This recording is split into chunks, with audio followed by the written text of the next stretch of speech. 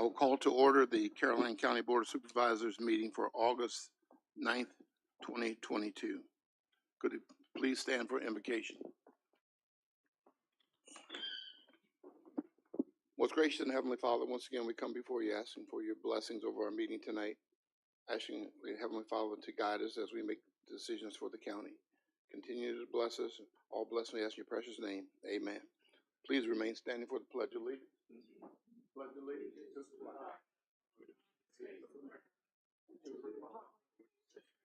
One nation, under God, indivisible, with liberty and justice for all.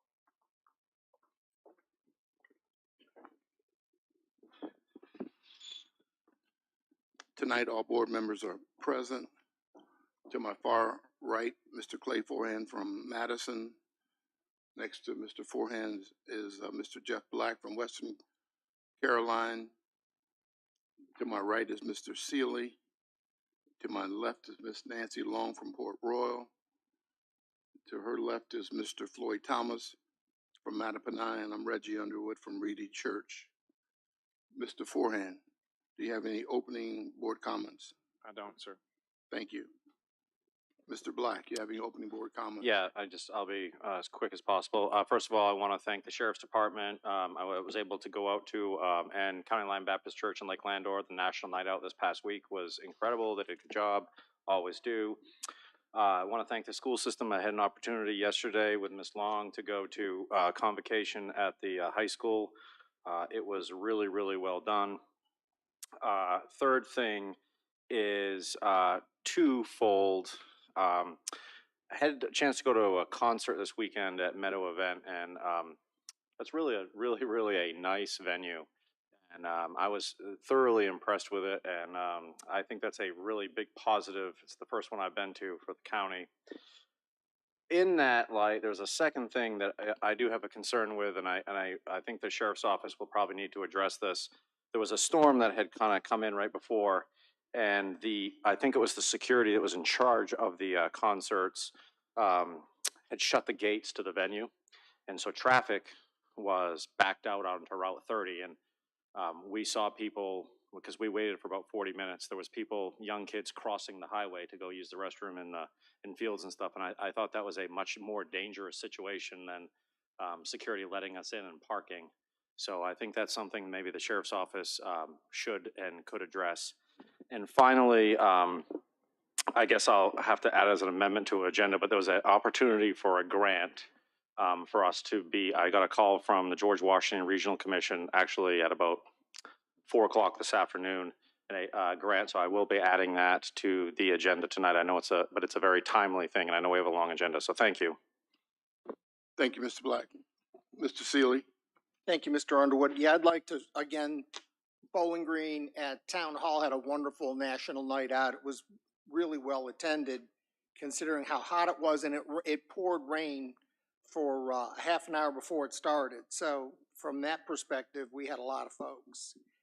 And I also want to give congratulations to Port Royal on their 4th of July. It was well done and well attended.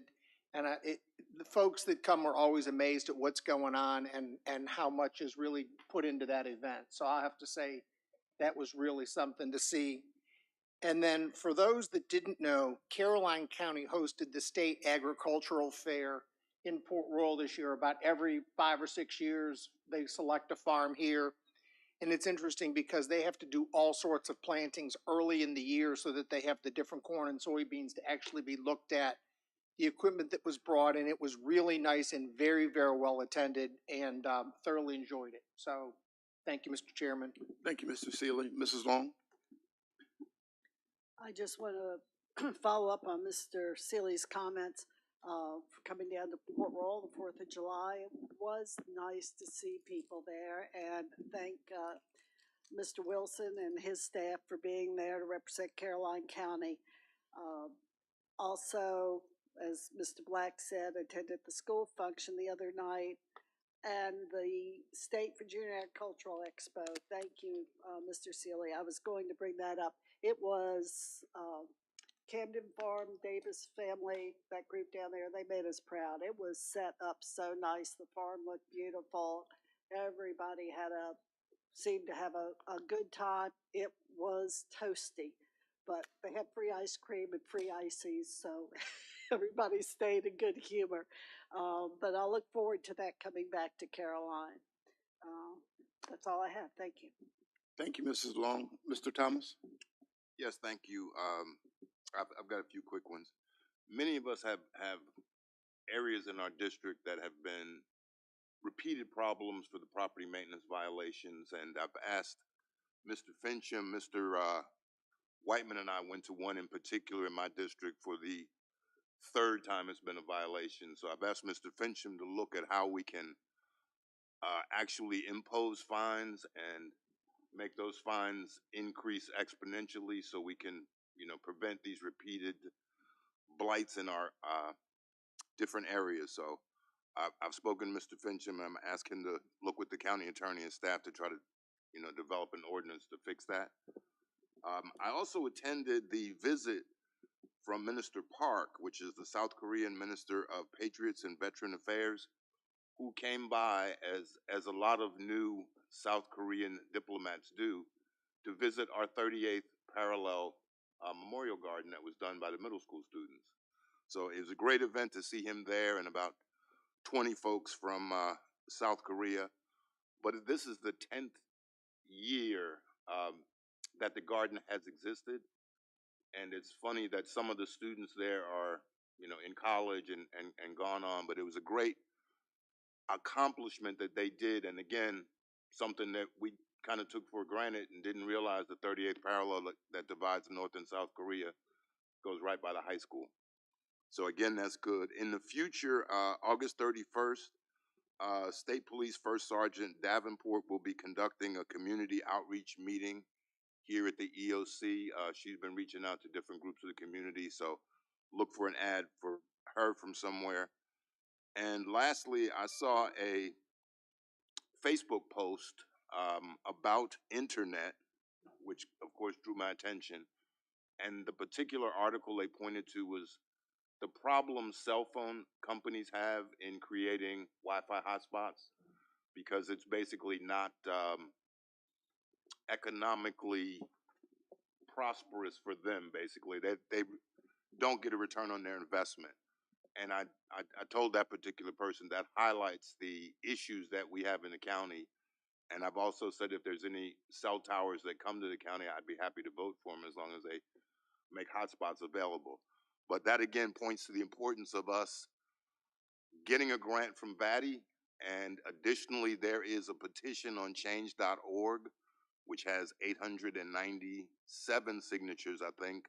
And we're looking for at least 1,000 to add that to our grant, which is due in a couple of weeks. So if anybody has not signed that petition that doesn't have internet, we would appreciate you going to change.org, Caroline County Broadband, and just sign that petition so we can help get broadband to as many people in the county as possible. And that's it. Thank you, Mr. Chairman. Thank you, Mr. Thomas.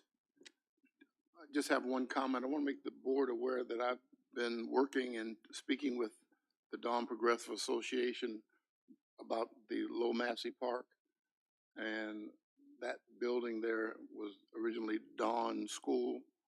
And I'm asking them to return that land back. The county gave them the property.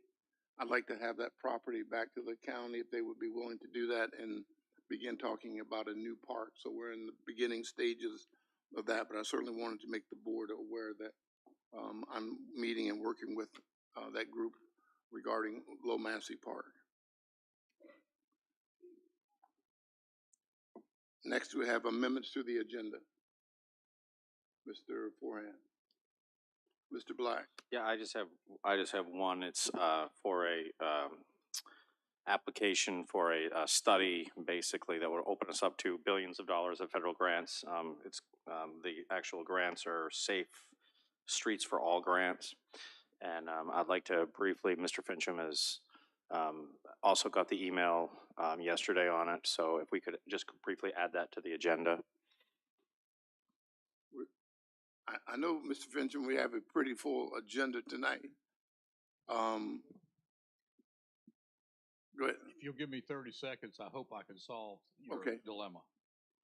We've been approached by GWRC to see, and FAMPO to see whether the county is interested in participating in Safe Streets for All grant opportunity, which would identify safety issues related to public roads. This would, in theory, in the future, help us bring down additional funding under the Investment Act for future road improvement and safety projects. If the board is willing to participate, our matching share of that grant would be $1,956. I have that money in my budget or I have a line item in my budget that I can use to cover that amount. If the board is willing to go with GWRC and FAMPO and include Caroline County in this grant and will authorize that, we have the funding available without having to go back for a supplemental appropriation. Thank you, Mr. Fincham. Then if the board is willing to allow Mr. Fincham to do that, we can go ahead and move on, take a vote and move on that right now. I'd like to make the motion that we participate in the WRC. GWRC, a Safe Streets for All grant. Second. All right, there's a motion and a proper second that we participate in the GWRC grant of $1,956. Any discussion? All in favor say aye. Aye. Any opposed? Motion carries, Mr. Fincham, so you're good. Thank you. Are there, Mr. Sealy? I have any none, amendments? Mr. Chairman. Thank you, Mrs. Long. Mr. Thomas? And I have none. All right. First on the agenda then is a presentation by Mr. Sadler regarding the connectivity program for broadband.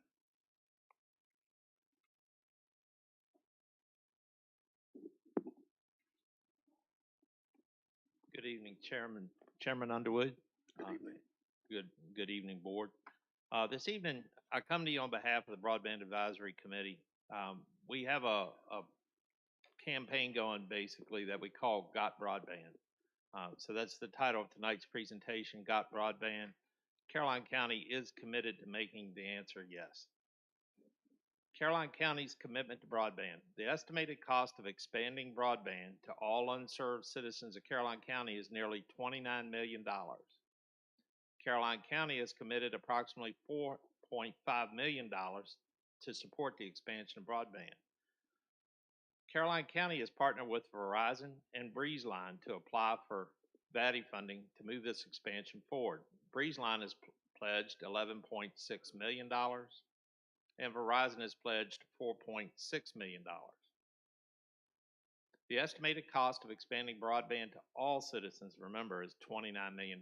So the county will apply in August, by August the 25th of 2022 to the DHCD for a grant to cover the remaining $8.2 million approximately.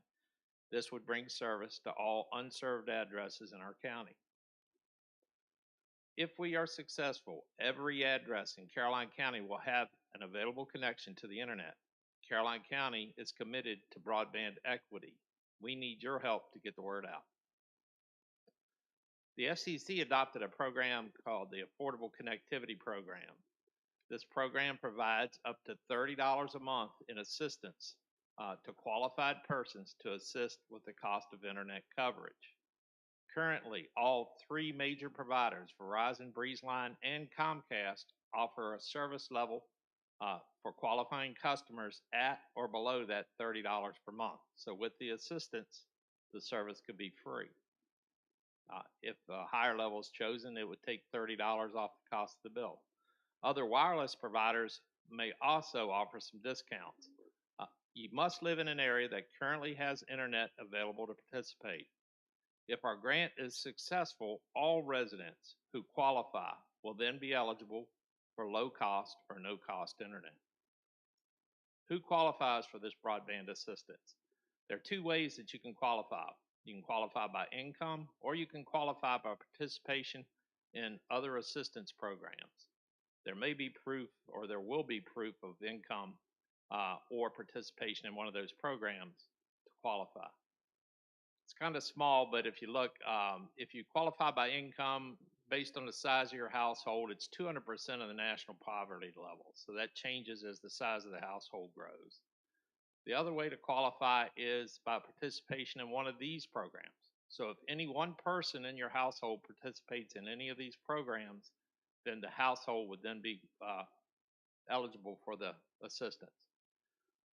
So SNAP, formerly known as food stamps, Medicaid, WIC, Social Security income, federal public housing assistance, veterans pensions and survivor benefits, free or reduced price lunch, school, or school breakfast program.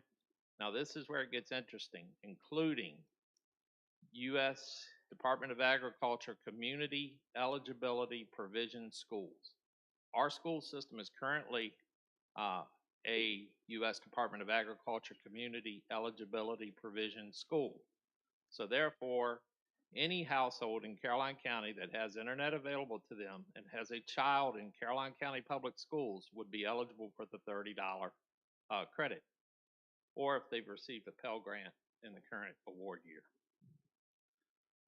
How can you help? Well, the board can assist us in getting the word out to persons who qualify.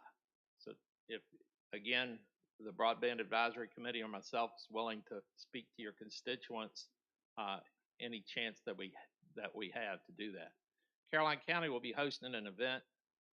It's looking like mid to late October, where we will actually discuss this program in more in depth, have representatives from the cable companies there, pre-qualify the people, some of the people at the meeting, help them go through that qualification step and actually get them ready to go. So use your contacts with other agencies and just help spread the word about this program. But again, it's ACP. Familiarize those around you with this program so they can help spread the word. How do interested parties get started? Well, if they go to the following website, they can pre-qualify, www.affordableconnectivity.gov. That's www.affordableconnectivity.gov. Once they go through that website and they answer the questions and they're qualified, they'll be given a number, a qualification number. They provide that to the cable company, and the cable company will give them the $30 a month credit on their bill. So it's a really good opportunity for our citizens to reduce their cable bills by $30 if they qualify, and it's also an opportunity for people to choose a level of service that could actually be free. So are there any questions? Board members have any questions? Okay. Mr. Forehand? No, sir. Mr. Black? This PowerPoint was excellent. Is there a way that we can, you can send it to us and also put it on the county website? Yes, sir. We can do that. Thank you. Mr. Seeley? The only dilemma I see is I've got so many households that aren't even close to connection that this would be great, but how do I get there? So I know we have the map and I know we're working on it, but that's the number one question is when is it coming to me? So once we can answer some of those questions, and I know the VADI grant will help us do all that. So as soon as we get that turned in, I think we ought to put up the areas that are, and I missed the last meeting of the technology committee, but the sooner we can show folks what the map looks like that we're working towards, I think the better we'll be too. I agree. It's almost as if you're putting the cart before the horse. But at the same time, we need to get this information out there because there are a lot of people. And I, as a member of the Broadband Advisory Committee, a citizen of Caroline County and a representative of the county government, find it really frustrating that there are people that live in our county that have cable or fiber going right in front of their house but can't afford to connect to it. So this is an opportunity to try to get some of those people involved. And if you have a connection now, this can work for you right now. If not, once we get the cable in front of your house, it can help you connect. Thank you, Mr. Sadler. Mrs. Long? Mr. Thomas? Can you go back to the first slide you had that shows who is eligible and how you get it? Because I think that's, well, let's see, Yeah, you went too The far. 8 categories, don't 8 different? Yeah, I think it's the next one. All right, that's, no. No, definitely not that one. That's it, right there. That, right. Okay, I just want to leave that there for a second for people that could see, and then for me, finish posting it on Facebook. But Medicaid is one, so that'll help our seniors, anybody in school, and people that get, I guess you could say, federal assistance. Yes, there's a lot of qualifiers there. If you think about it, a lot of houses will qualify for one of those. So that's really important. And again, if they have questions, if you go to the affordableconnectivity.gov website, it'll list these in more detail and also answer a lot of the questions that people have. The frustrating part is it does appear at this point that, students in Caroline, the households that they live in would be eligible, but we can't qualify you. You still have to go to that website and go through the steps to get qualified. And it's fcc.gov/ACP. That's one of the sites that's more geared towards providing the tools and all, but the affordableconnectivity.gov, I think, is the site where you'll get the link to get qualified. Perfect. Thank you, Mr. Sadler. Thank you, sir. Appreciate it. Next on the agenda, we are looking at the consent agenda. Any items on the consent agenda of concern, or we'd like to have further discussion? I'm sorry, excuse me. Appointments. GWRC, Bicycle and Pedestrian Committee. Yeah, the person was from my district, and they're actually moving out of the district, but I do have someone else that's interested. They were interested before. I just haven't been able to contact them and get in touch with them, so I probably will have a name for next meeting. So September. Yeah. Okay. We'll take it up in September. Thank you, Mr. Black. Now the consent agenda. Any discussion on any items in the consent agenda? If not, I'll take a motion to approve the consent agenda as presented. So moved. Second. There's a motion and proper second that we approve the consent agenda. Any discussion? All in favor say aye. Aye. Aye. Any opposed? The ayes have it. Consent agenda is approved. All right, ladies and gentlemen, we're going to go into closed session. We have a number of matters to discuss, and we can't do public hearing until 7:30, but certainly may tackle a couple other items. So, Mr. Black, if you read that motion for me, I'd appreciate it.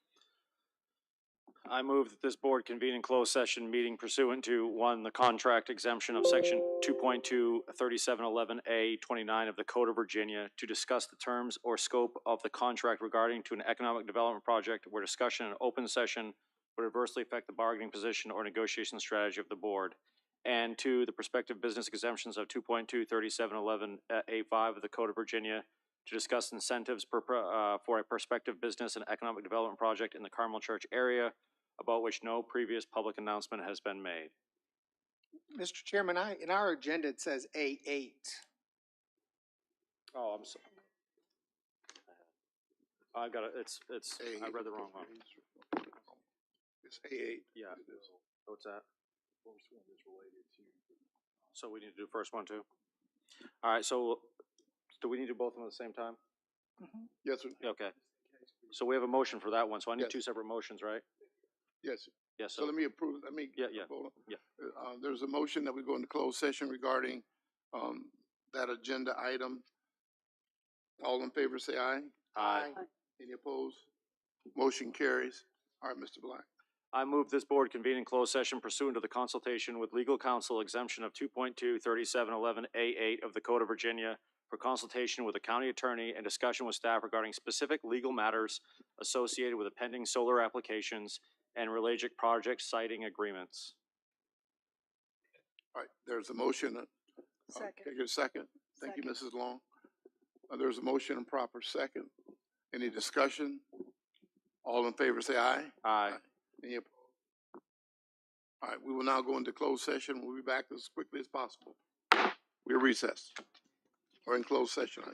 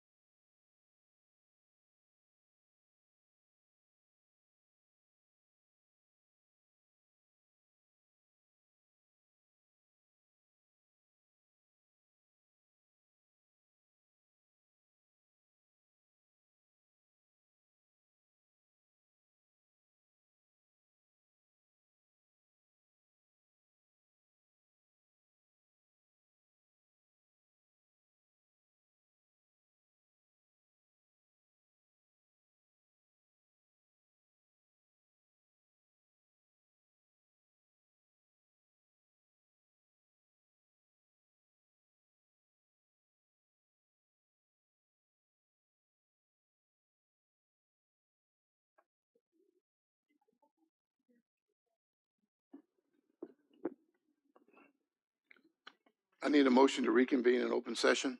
So moved. Second.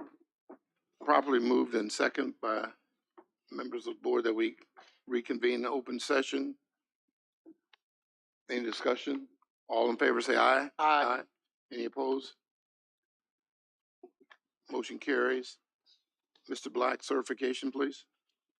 I move that the Caroline County Board of Supervisors certify that to each of that to the best of each board member's knowledge, one, only public business matters lawfully exempted from the open meeting requirement by Virginia law were discussed in closed meeting to which this certification applies, and two, only such public business matters as were identified in the motion convening closed session were heard, discussed, or considered by the board.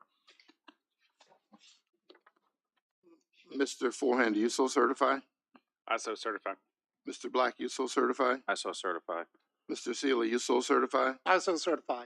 Mrs. Long, you so certify? I so certify. Mr. Thomas, you so certify? I so certify. And I so certify as well. Next on the agenda is public comment. Public comment is an opportunity for members of the community to speak to the board regarding any issue that's not a public hearing. Your remarks should be addressed to the board, not to any one individual person.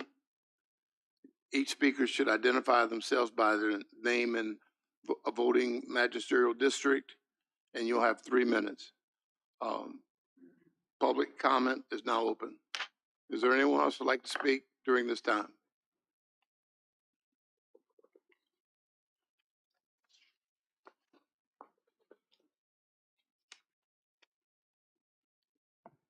Good evening, Mr. Underwood, Good evening. Vice Chair Black, and members of the board. I'm Sarah Calveric, CCPS Superintendent. I wanted to take a brief minute this evening to publicly thank Mr. David Sadler for attending and presenting broadband updates at the school board meeting in July. Our collaboration resulted in the identification of all CCPS households being eligible for broadband credit due to the division-wide community eligibility provision status.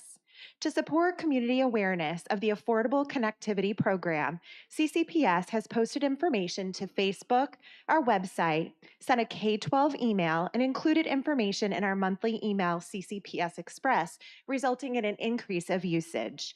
Additionally, the CCPS School Board passed a broadband resolution last evening at the school board meeting, and today I signed a letter in support of the VATI applications. CCPS is proud to support your efforts and appreciates Mr. Sadler's engagement with schools. Broadband for all Caroline residents is a utility that supports access, opportunity, and progress. Thank you. Thank you, Dr. Calvert. And thank you, Mr. Sadler. Is there anyone else who'd like to speak during public comment?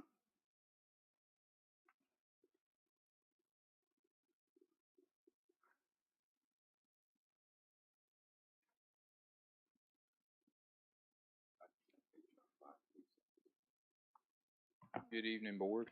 Good evening. I just want to. My name is Ira North. 11102. Yeah, I'll need your address, just your Okay. district. My district is the Port Royal district. Thank you. Yeah, I just wanted to speak again about opposition to some of these large-scale industrial solar plant projects in the county.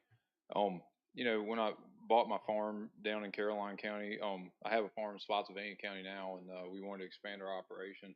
So we found this place in Caroline County. It's a perfect place. One of the first things I did when I was researching that property is I opened up the county GIS and I researched the topography and the lay of the land. And one of the first things I was really excited about researching was going to be the zoning. And the zoning on that particular property is Article 4 Rural Preservation zoning, and that works perfect for what I want to do. You know, that zoning fits exactly the land use that we intend to use it for. And I want to just kind of read that, and I want to compare it to what CC Solar calls the RP district zoning, which is quite a bit different than what the Article 4 reads like. They can't, right. But let me say that public hearing for CC Solar is on the agenda as a public hearing tonight. Mm-hmm. You can speak during that time, but you can't speak during public comment about a specific Oh, okay. solar. If you had said you're concerned about solar industry as a Yeah, whole well, there's just so without many of these specifics. projects. There's so many projects out there up for hearing, so I can just come back at Right, that time. okay, All right. thank you, sir. Okay. Yep. Thank you. Is there anyone else who'd like to speak regarding any matter that's not a public hearing tonight?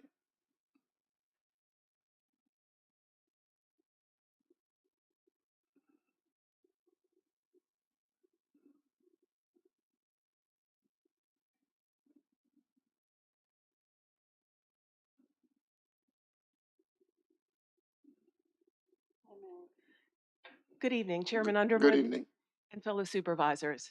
My name is Mary Hodge. I live in Woodford and I'm a resident of the Bowling Green District. First of all, I ask you yet again to please not approve the solar projects under discussion in tonight's agenda.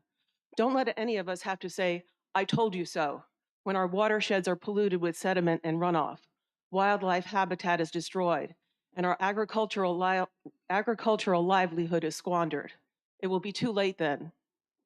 I would like to bring to your attention some interesting facts I have researched about Energex, the company that is proposing the Racehorse and Whalebone solar projects. I understand that Energex has been the subject of numerous fines and DEQ violations throughout its history in Virginia. Just this past June alone, it was fined $90,000 over stormwater violations at their Buckingham and Wytheville sites. Energex attempted to refute those claims, saying they were due to major storm events. However, Matthew Richardson with the DEQ responded by in fact stating that the magnitude of a storm event is inconsequential to these violations. My question to you is, how can you trust Energex in our county when they have already had so many documented field violations elsewhere? You have got to foresee it will happen here in Caroline. I also understand that Energex only installs panels manufactured by the company First Solar. These panels contain cadmium telluride, the toxic heavy metal that is highly polluting and readily leaches into soil and groundwater. Do you want to be responsible for putting our water sources at risk? I read in news reports that US landfills will soon be overflowing with crushed and leaking solar panels. Can Energex respond if they have ever contracted with First Solar for a future recycling contract so these panels will not wind up in a landfill? Please let us know for what site or why not. First Solar has been the subject of scandal investigations going on back to 2012 and has recently been sued by pension funds who have had invested in them in both Michigan and the United Kingdom for design defects that have caused panels to catch fire in the field. 6 Virginia counties and 3 US government agencies have banned the use of cadmium telluride panels. In fact, all of the evidence Energex provided in your packet today regarding the safety of their panels, et cetera, have been provided by either non-expert people or those who have been paid for by the solar lobbyists. I know you put the provisions in the SHAD and Muskie application documents, and I see tonight for CC Solar as well, prohibiting the use of cadmium telluride panels. Will you also prohibit their use for racehorse and whalebone as well? For what it's worth, I see in public records that Charlie Payne is representing Energex for both the racehorse and whalebone projects. And I just posed this question, would this be considered a conflict of interest, as Mr. Payne also serves as counsel for Rappahannock Electric, who ultimately will be purchasing the electricity? 15 seconds, please. I thank you for your time and listening to what I have to say. I appreciate it. Thank you, Ms. Hodges. Is there anyone else who'd like to speak during public comment?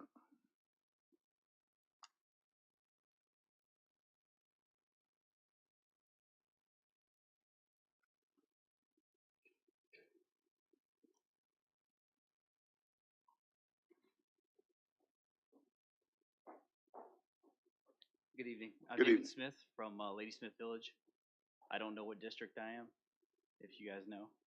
Madison. Madison, thank you very much. I'm going to make it short and sweet. I am all for solar in Caroline County to make our own power here. My only stipulation would be reducing the amount of deforestation that's happening. Is I've to reduce the reduced the deforestation. deforestation. Gotcha. I know that it's not 100% in many cases, but keep it less than 20%. Use a lot of previously cleared land. I think it would be good to go. I don't believe, I follow the community very closely, that solar panels leach chemicals into the waterways or the soils. I don't think that alternative energy is nefarious, that they're hiding information. But that's my opinion. Thank you. Thank you, Mr. Smith.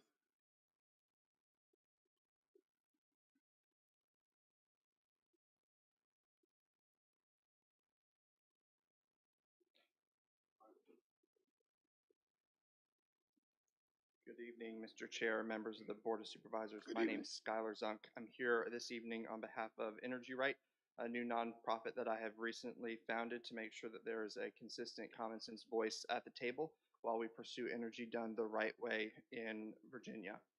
Earlier today, I shared with you a letter that is signed by 14 different residents of Caroline County, urging your support of the continuation of your diligent process in permitting some of these solar projects in the county. You all, as you know, I've complimented your ordinance many times. It's very robust, and your staff has done a phenomenal job, probably leading the state, making sure that the ordinance and the projects that come forward are the cutting edge of what we would consider projects to be done the right way. Been very active in the community, educating the community, bringing folks on board, and sharing details about what these projects do, and importantly, what they do not do. We hosted a community meeting in April with 15 or 20 different folks coming out to learn about these projects. We're really trying to make a full-hearted effort to make sure we're engaging with the grassroots so that they understand these projects and the benefits that they can bring the community. I mentioned we had 56 different families sign on to a petition in support of your consideration and ultimately passing some of these projects that we've shared with you previously. And I mentioned the letter that we shared with you earlier today with 14 different families from Caroline County in support of these projects for a multitude of different reasons. First and foremost, your property rights. Your distinctly, uniquely American right to do with your property what you'd please so long as you're not adversely affecting your neighbors. I'd posit that the ordinance has protected the interests of neighbors to any of these projects.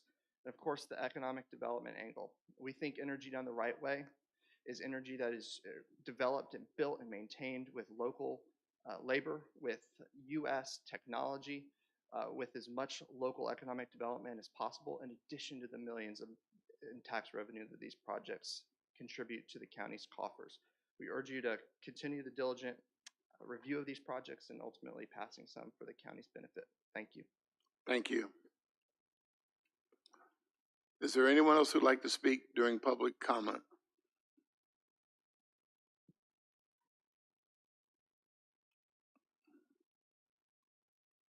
Hi, my name's Cassandra Ziegler, and I'm from the Reedy Church Yes, ma'am. District. I got that right.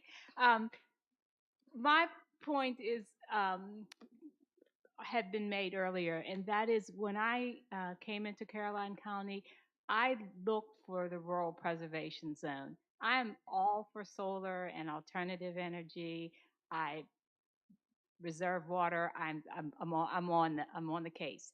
However, it is daunting to go through that level of research and into where you're investing for your future, and then have that in some ways changed or unexpectedly changed. So I came here today mostly to learn if and when the comprehensive plan might be being updated, and to learn more about how I can get involved in the planning process, because it sounds to me that there's been a lot of due diligence done around this project. So it sounds like it's a good thing and it's been well thought out. But I would like to know, as things shift from rural preservation to something else, how those decisions are made, and all the factors that go into that, because it's really important to not be on the side of it where you're just learning about it because someone sent you a notice in the mail. So I think anyone here who's interested in how these decisions are made should be looking at the comprehensive plan process and the planning process itself. So thank you all. Thank you, Ms. Ziegler. Is there anyone else who'd like to speak regarding any matter?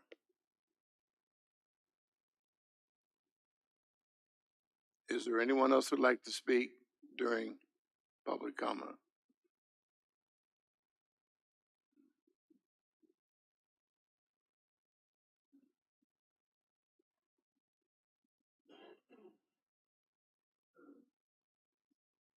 Hello, folks.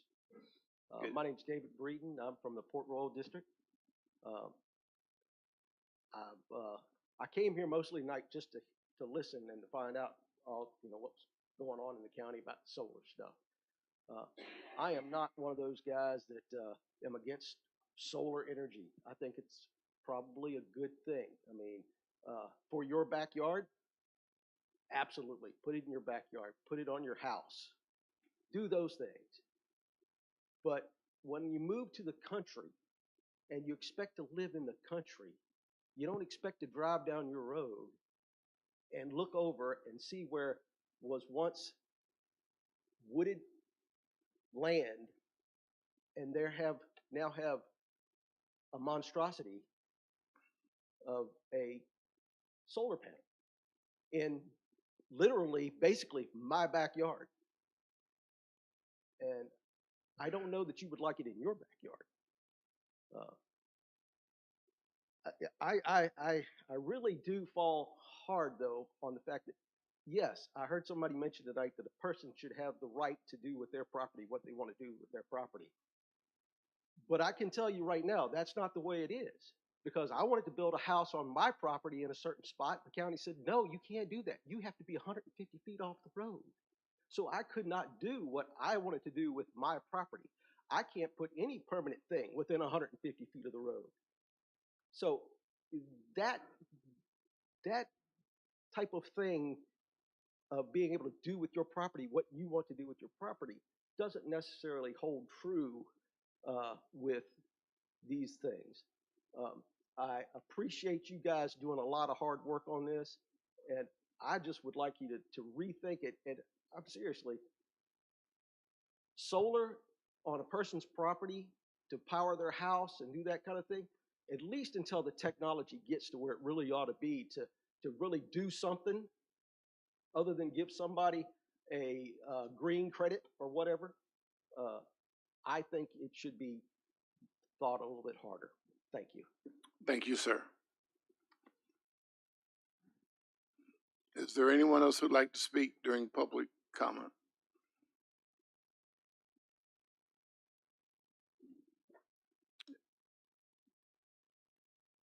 Is there anyone else who'd like to speak?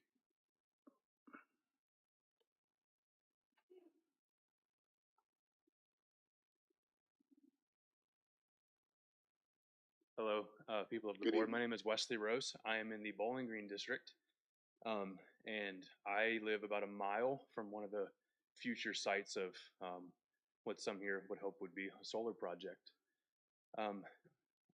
My main concerns around solar have nothing to do with solar energy in itself. I'm fully in support of green energy, renewable energy, solar energy. I used to drive a Prius. I love all that stuff. I'm a vegan. I'm all about the weird, making it green. But in the same ways, I am greatly concerned specifically about my family, not just me and my household, but the future generations to come after me, of what will happen in our beautiful county of Caroline if we have accepted one, which could turn into 8 of these energy propositions. What I'm most concerned about is what will happen to our water supply. What I'm concerned about is what will happen to our farmland. What I'm concerned about is what kind of changes technology-wise will have rippling effects. I have a 2.5-year-old and a 5-year-old, and it would be terrible for us in this generation to make decisions that lead to terrible side effects for our children in the future. Other things that concern me are about, we talk about, sorry, we don't, but I've done research as far as runoff goes. If you take a drive down Roselle Road, you will see that someone put in a driveway and very clearly did a poor job some way in their work. And every single day there's runoff where the road's just covered in mud. If you've ever dug in Caroline County, you understand that where you dig, that ground washes out. And so with all of these kinds of steps that are going to be taken as far as going not, in shallow ground, but going deep and raising panels up 9 feet off the ground to avoid elevation issues, just like the gentleman who spoke before me. I couldn't build a home where I wanted to build a home in Caroline because most of Caroline is floodland. These places where we're trying to put homes, I've heard arguments that if we don't put, or sorry, where we're trying to put panels, if we don't put panels there, then we'll put, something else there. Well, stuff doesn't work that way. We can't just put other things there. Also, I'm looking at just the research of where our water flows to. I have a lot of concerns of the side effects of what is leaching. I know that a former gentleman said that he doesn't feel like it. Well, studies say that there is leaching that happens out of these hardware products that go into our water supply. It's unfortunate, but it's real scientific fact. I am in full support of solar. I do not believe it should be in our rural communities. Put it on buildings, put it on your home, put it elsewhere. But please, when it comes to personal property and what you can do with your personal property, please understand that your side effects of your decisions can have negative side effects on your neighbors as well. Thank you very much. Thank you. Is there anyone else who'd like to speak during public comment? Is there anyone else who'd like to speak during public comment? Seeing no one coming forward, public comment is now closed. I want to thank all the citizens who spoke this evening. Next on the agenda, public hearings. RZ 06-2021, Mr. Fincham.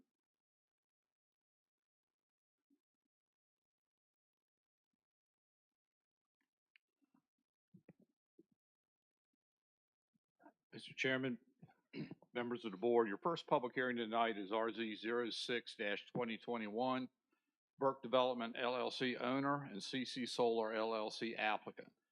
They're requesting a rezoning in accordance with Article 17, Section 12, and Article 15, Section 23.4 of the Caroline County zoning ordinance to modify the boundaries of the Solar Energy Overlay District, which was created pursuant to Article 15, Section 23 of the zoning ordinance.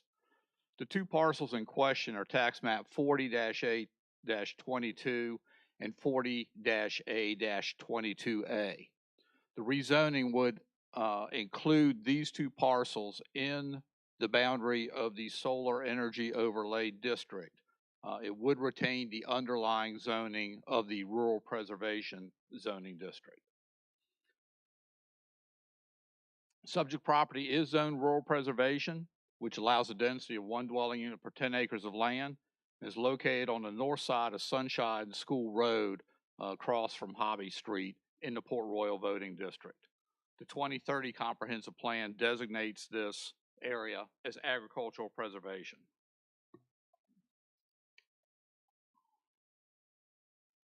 As I previously stated, the rezoning request is to allow the addition of two parcels into the Solar Energy Overlay District. And the proposed use of these two parcels is for the construction laydown area for equipment and materials related to the proposed CC Solar major solar energy project.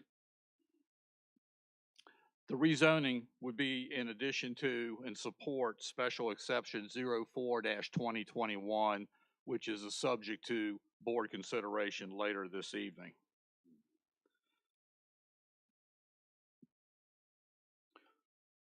Should the board go forward with this rezoning, then under Special Exception 4-2021, that special exception could be approved as is proposed. However, if the board denies this rezoning request and you consider the approval of that special exception permit, then that would have to be amended to remove these two parcels from consideration of that special exception permit. The Planning Commission held its public hearing at its October 14th meeting, at its August 26th meeting. Subsequently had several other meetings to discuss this application. The Planning Commission ultimately forwarded this request with a recommendation of denial to the Board of Supervisors. The staff report is included in your packet, and staff will address any questions that the board may have. Thank you, Mr. Fincham. Is the applicant here?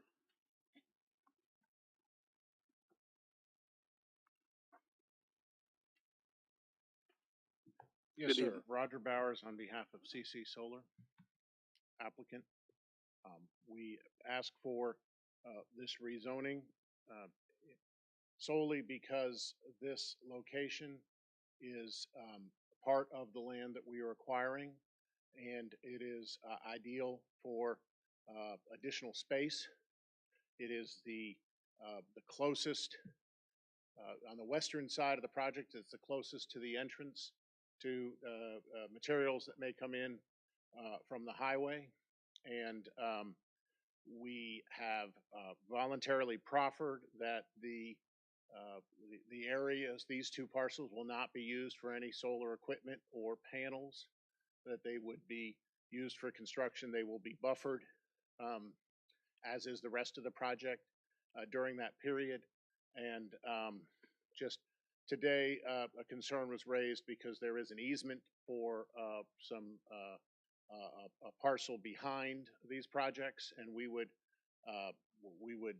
respect that easement. That is obviously the rights. It's part of the common subdivision. That easement runs to all the lots there, and we would protect that roadway and allow access if it means two entrances for different parts of the facility. We would work through that with the county at site plan approval in doing so. But just to reiterate, we are not looking through this amendment to increase the size of our project or the overlay district, but because it is a common use to have this as a temporary construction area, that the rezoning is necessary to allow it in conjunction with the special exception.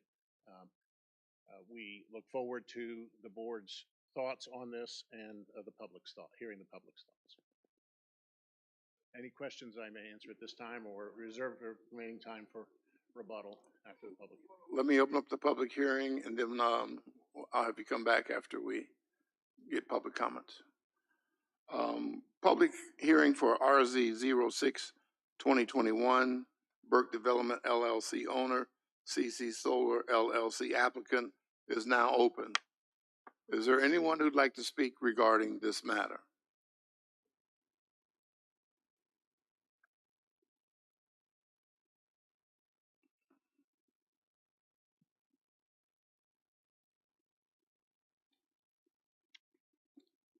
Ira North, Port Royal.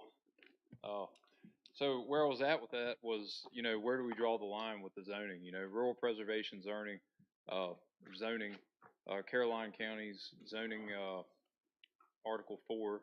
We've been talking about RP zoning, rural preservation zoning. Well, what is that? Just a brief statement of intent. The general intent of this district is to recognize and predominant rural character of Caroline County, much of which is devoted to open space type uses such as, but not limited to, crop farms, non-intensive agricultural operations, and forests. This district is established for specific purposes of maintaining the rural character and facilitating existing and future crop farms and non-intensive agricultural operations. The conservation of natural resources and discouraging suburban sprawl. This district encompasses generally rural areas where urban services such as water and sewer are not provided. So that's what rural preservation zoning is, and I think it's important.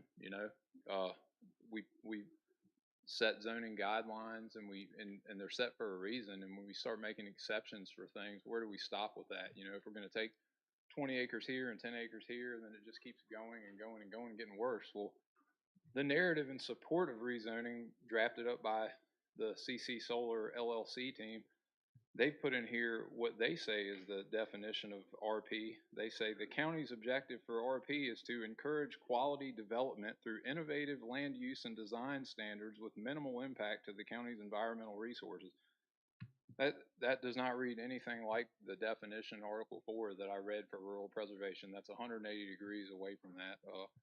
That's just some fancy words drafted up by some folks that don't live here. They won't be here to see it. They'll come in, they'll leave, they'll destroy the land.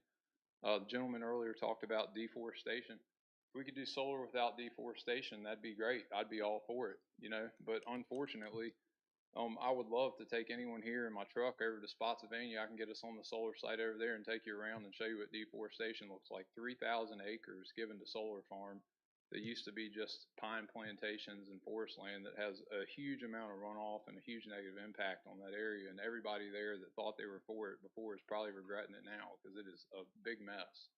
And many other examples of that. I'm all about it too, like the gentleman that spoke before. I'm all about solar on your own property. I'd put some on my roof, on my barn roof. I'd put some out in my field. You know, I'd be all about that. Putting in urban areas over wastewater treatment plants on top of Amazon, FedEx, UPS distribution facilities, Walmart on top of the Walmart parking lot. I mean, they're doing that kind of thing in the city. Let's do that. You know, that makes sense. But let's not cover our treasures and our forests and our resources where we grow our food and we grow our food for our animals and we raise our animals and we enjoy and that make the land a better place to live. I just ask that you guys would consider that. Thank you very much. Thank you. Is there anyone else who'd like to speak regarding this special exception? I mean, this public hearing?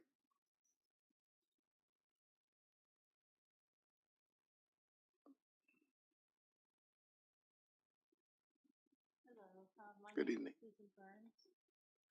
Okay, Ms. Susan Burns? Yeah. Thank you. Can you hear me? That's better. I got this wonderful letter from Caroline, which meant basically not much to me because it was written in legal language and I'm not a legal person. I sent a letter to all the Board of Supervisors talking about my land, which borders Burke's property there. This is trees, it's beautiful land, and when it gets wet, it is wet, it's soggy.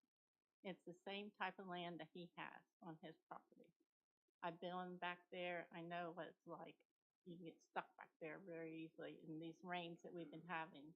It's not very good land for putting up all this industrialization, as I call it.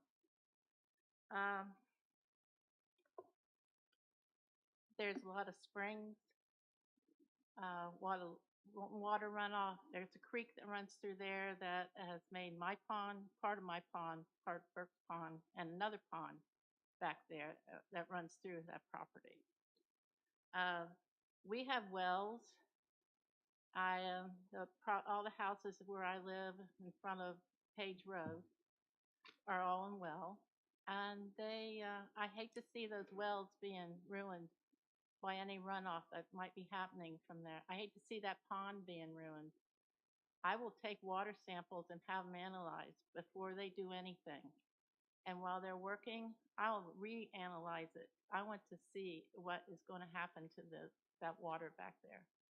It's a beautiful place, has lots of wildlife. Corridors is not going to be effective for wildlife. I am not a wildlife knowledgeable person, but I know they need more than a corridor to survive. They need food, they need the water, and a place to live, place to have their babies. And when you put corridors, what you're doing is forcing the wildlife down onto our property, which I don't mind them being on my property, but I do mind coyotes and foxes on my property because I have chickens and they'll kill them. And they'll get in my yard. There's lots of coyotes back there. I hear them at night all the time. I read recently an article about some of these solar places that are not producing enough electricity like they wanted them to produce. And they're using natural gas to produce the electricity to make it so, I'm not going to say this right, I'm not a very good public speaker, I apologize. so that it comes up to their demand. I just recently read that. I was flabbergasted about the whole thing. I didn't know if you all knew about it or not. It was from this company that builds solar that I read this article about. Ms. Burns, 30 seconds, please. Thank you, and please, please, I beg of you not to allow this to happen and ruin our properties. Thank you. Is there anyone else who'd like to speak regarding this matter?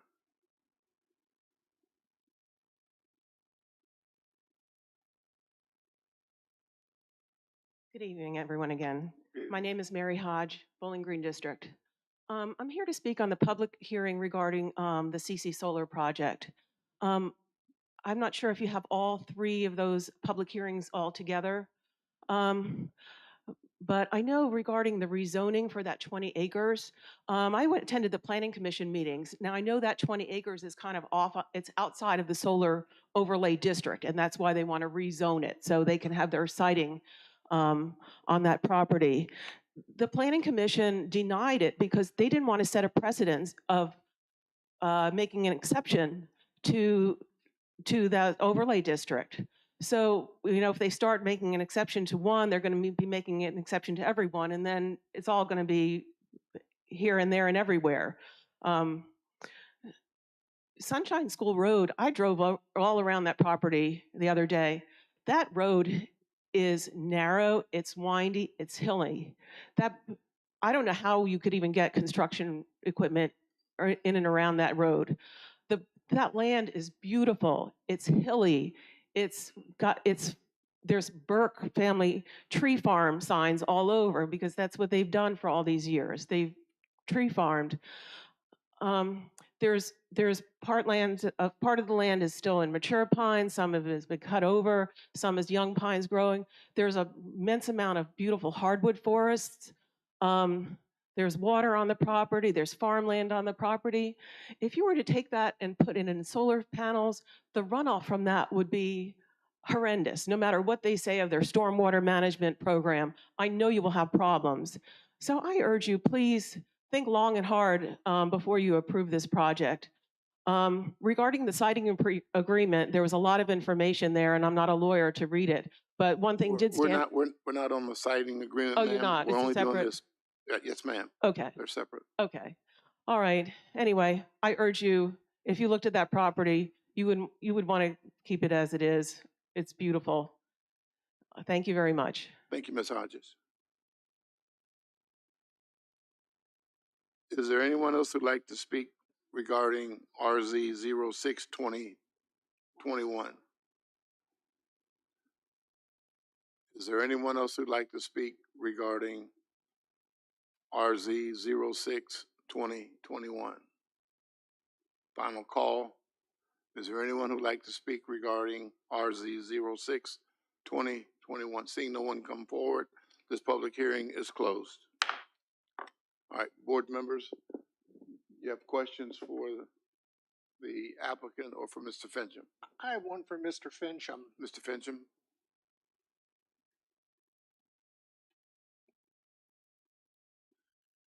Yes, sir. Since there's an easement through that property, is VDOT going to allow a second entrance on it? That's actually something we would look at the site plan. The site plan itself will be sent to VDOT as one of the review agencies, and they will evaluate the entrance locations specific for the site plan. And if it needs to be relocated or consolidated, then that will be a comment from VDOT that has to be addressed. So we don't have any idea right now what that means? We don't have that specific information at this time. That's correct. Okay. I have a question. Mr. Thomas? Maybe it's more for Mr. Bowers. I know Mr. Fincham mentioned it, but Mr. Bowers, if you could, in Mr. Fincham's report, and I believe you used the exact same language, it says during the construction phase, these two parcels will be used as a laydown area. Define laydown area. What exactly does that mean? Does that mean you're going to drop all the panels off in this spot and then, configure them at another spot, or the workers are gonna lay down in this area or what?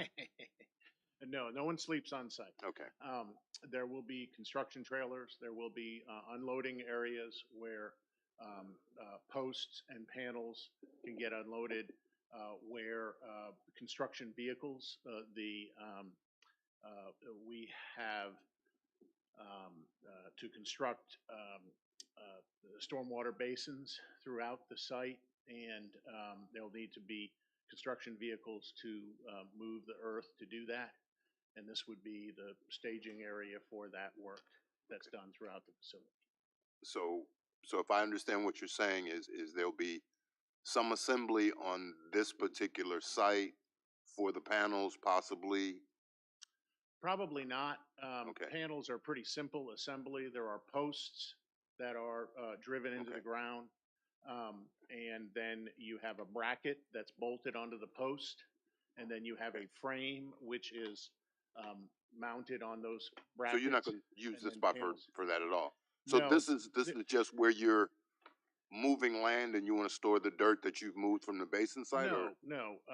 Okay. It's not a dirt storage area. We have provisions already in the conditions about not taking topsoil off the site or anything of that sort. But there will be earth moving equipment to make the stormwater ponds, and if there is grading necessary in areas, but there will be construction deliveries.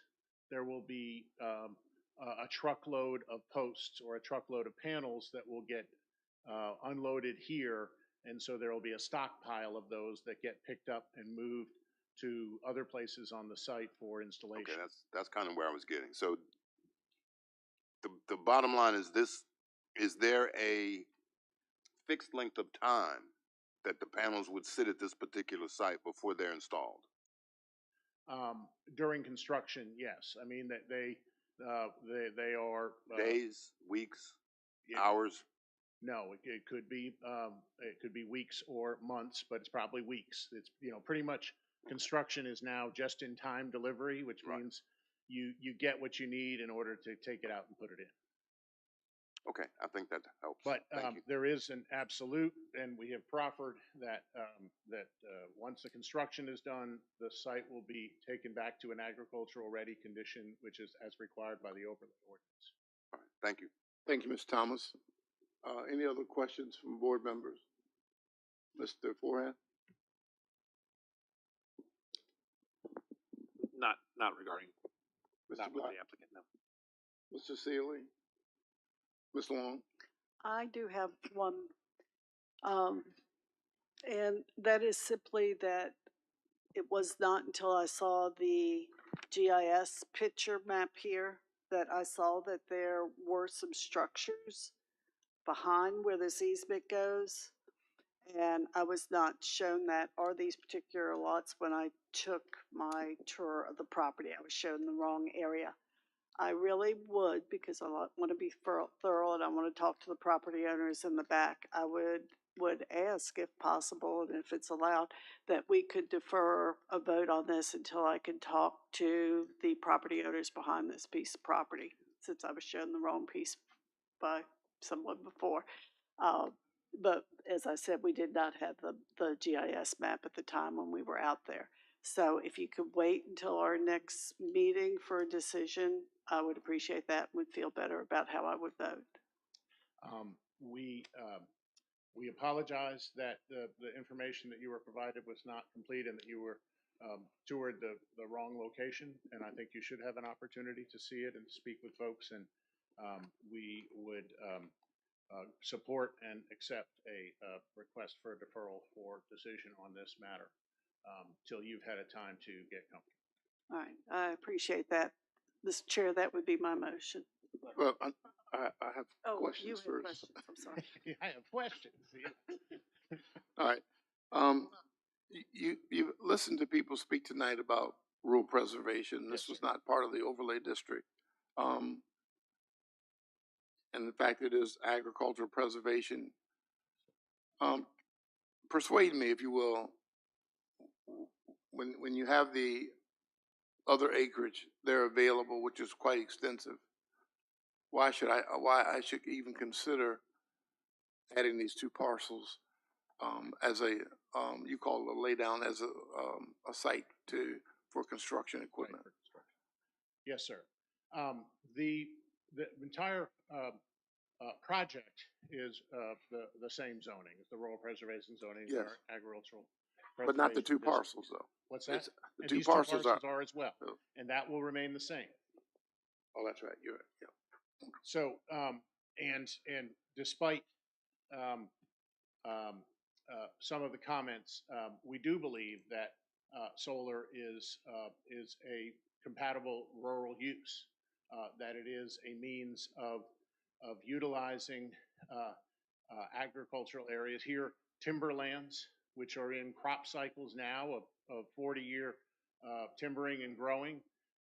The solar's a 35-year use, and there's extensive decommissioning to put it back to that. And your ordinance requires it return to an agricultural ready condition. This is not by no means a permanent usage. So we do not see that usage being any different than the project itself, which we've talked long and hard about, or that being inconsistent with the district as it's laid out. We talked in our application of some of the areas that are not cited about the fact that this use brings significant economic opportunity, and it's part of your in your comp plan for those areas to look for ways to have economic opportunity without impacting the rural character. And we believe the solar panels are not right up on the road. They are, like the man's house he was talking about, subject to setbacks and extensive buffering so that you don't see them. It is on a site that is largely retained. We have 1,600 acres that are part of the project, of which only 600 are where panels are, and the area of grading where the earth needs to be angle needs to be changed for panels is even less than that 600. So you've got 1,000 acres that's going to stay with the existing hardwoods and wetland areas and ponds. And we have extensive conversations with county staff and with DEQ and others about, our engineers have, about figuring how to make sure that the stormwater meets the standards, that there will be no impact, post-development impact off-site, different than the pre-development water that currently flows across that site, both water quantity and water quality. So in that, we feel like we are well in keeping. Some of the fears, I understand people's fears, but there are the wildlife corridors are not areas where there's fence on either side where they go for 1,000 feet. There are certain areas where fences are close, but there are also this 1,000 acres of wetland areas that are not fenced that will remain. When the lady speaks about hardwood on site, well, those hardwoods aren't in the upland areas where they could have been timbered in the past. You know, that's why it's in pine now. They're in the wetlands areas and they're going to stay there. I'm just concerned about these two additional parcels. Yes, sir. I haven't gotten to that part yet. So I'm sorry, was I not responsive? That's okay. You were asking for the overall reasons, and I apologize. I did not have prepared remarks. All right. Thank you, sir. Mr. Forehand. I was looking at the whole parcel on this parcel and the whole parcel in general on Yes, Google sir. Earth, trying to get my bearings, and realized I've been in both of those homes that service that easement, and I've worked construction for 15 years. Some of those building solar farms, and I really wouldn't want to impose a laydown area or the trailers on anyone. And my feeling all along has been I'd rather not see it, and that this will put it, again, 10 acres of frontage, front and center.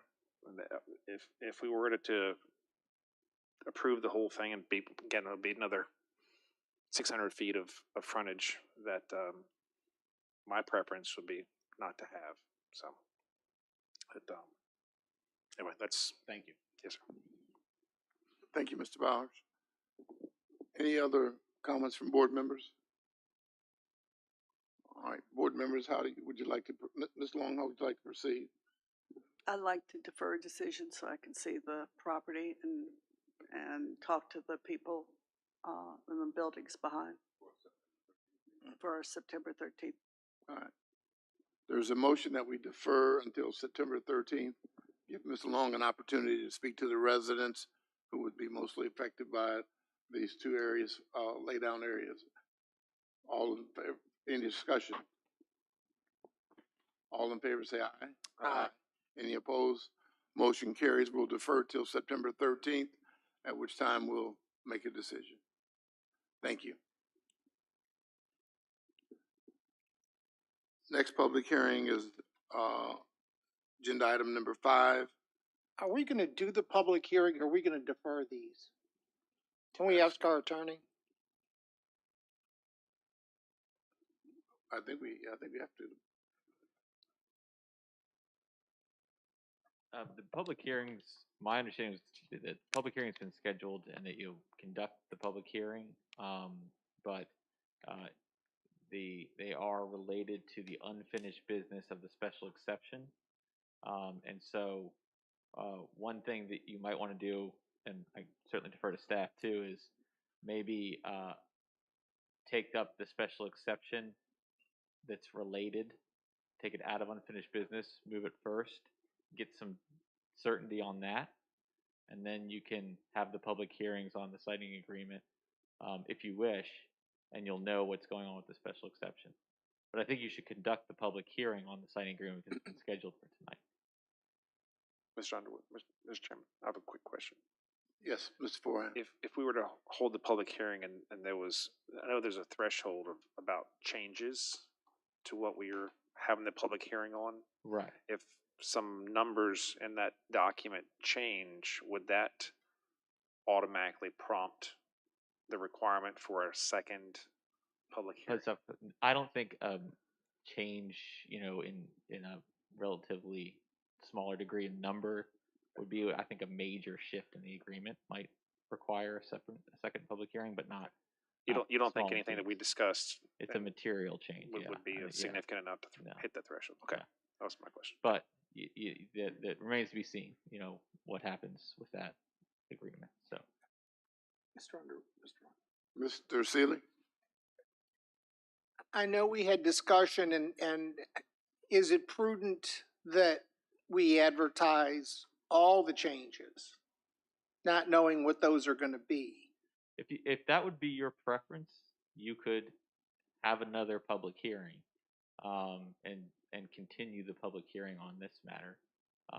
If that would be your preference, it would certainly be to a certain extent cleaner to have whatever additional changes might occur in that agreement heard subsequently, but it would need to be renoticed, for the next meeting. So it wouldn't be renoticed, it would just be republished on the website? No, I think we'd need to advertise over again.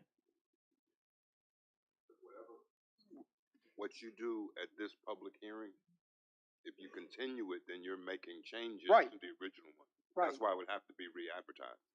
And there is enough time to re-advertise since it's. There is enough time to re-advertise. That's correct. I'm just not comfortable. Mr. Fincham, go ahead.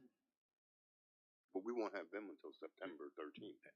I think to address Mr. Seeley's or the board's point, if we re-advertise and the purpose of that re-advertising is to capture all of the discussions related to modifications to the citing agreement, then those modifications need to be tied down sooner rather than later so that they can be properly advertised. Right. I think the board has talked about possibly having a work session on September 6th, 7th, Wednesday. sometime that week. But we'd have to have the advertisements in the paper well in advance of that meeting by at least a week to 10 days. So that won't do us any good then. If that's what we want to do, and that's fine, we may need to move the work session up even sooner from September 7th to allow the board the opportunity to have that input so that we can then advertise that as part of the public notice.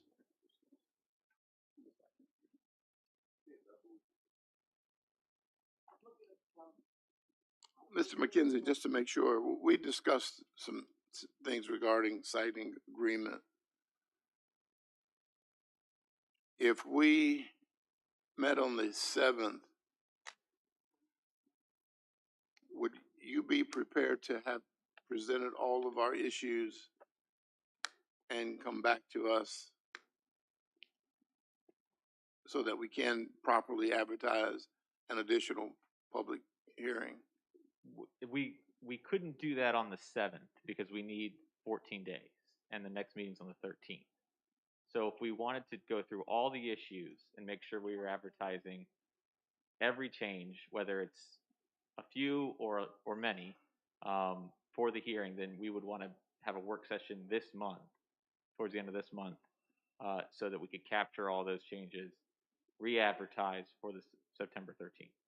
So what I hear you saying is that we do the work session and then we agree, I guess you talk to Mr. Bowers and make sure that they agree with the changes, and then we set a date for the public hearing after we do the proper notice. Is that correct? If you meet on September 7th, in order to meet the notice requirements, your public hearing would have to be September 27th, which would be your regularly second scheduled meeting. Mr. Chair, we've got 3 more weeks left in this month. Can we do the 23rd or the 30th? Those are Tuesdays. That would allow you to advertise for the 13th. Can I ask a question for him? Yes, sir. Ms. McKenzie, when we first initially advertised this public hearing, haven't you made changes in the siting agreement since we first advertised? Just a few smaller changes that I don't think are material enough to invalidate the public hearing. So theoretically, you can advertise and make changes within that 2-week time frame. Correct. Just like in any other zoning thing we do, application. right. Mhm. So realistically, we're going to have most of the changes negotiated, or I guess discussed, in the next 2 weeks. So then he'll have the siting agreement, and if there's minor changes we could make, we make those. But I think Mr. McKenzie is saying that those changes could be so significant that we'd have to re-advertise a public hearing. Am I correct or am I incorrect? You're correct. I mean, I think what we need to clarify is, I can certainly meet individually with any board member this week, next week, solicit additional input from you. We can make those changes and have an agreement ready by the end of the month so that we could advertise for another public hearing on the 13th. However, if we want to have a work session where we're all together and we go through those changes together, gotcha. Before we advertise that agreement that comes out of that work session has to happen by the end of this month. All right. So why don't we do this? Why don't you work with the individual board members and their concerns so that we can have the public hearing on the 13th? Okay. So that we have time to advertise. If you feel you can get that done in proper time to advertise, then I think that would be the direction I would want you to move forward. So what day are we going to do the work session? So we wouldn't do the work session. Mr. McKenzie then would go ahead and do the individual pieces as I'm hearing you. We can do it that way. And then we would advertise for the public hearing on the 3rd, unless we move it back to the 27th and have a work session. We would, I believe, have to have the notice in to ensure that it gets in 2 weeks before properly. We would prefer to have the notice in by the 26th of August, which is a Friday, but we can probably get it in on Monday the 29th. Right. So that gives us 2 weeks right now to work with individual concerns and time to do the advertising for the public hearing. Do you feel that you're capable of having that done by the 29th? Yes. Based on the comments you've heard in closed session as well as in open session? Yes, yes. Okay, then that's what we'll do. Okay. Then I will ask the board to charge Mr. McKenzie with meeting with us individually if you have concerns, or maybe two of us on a phone call. Sure. Let's look at the changes that need to be made.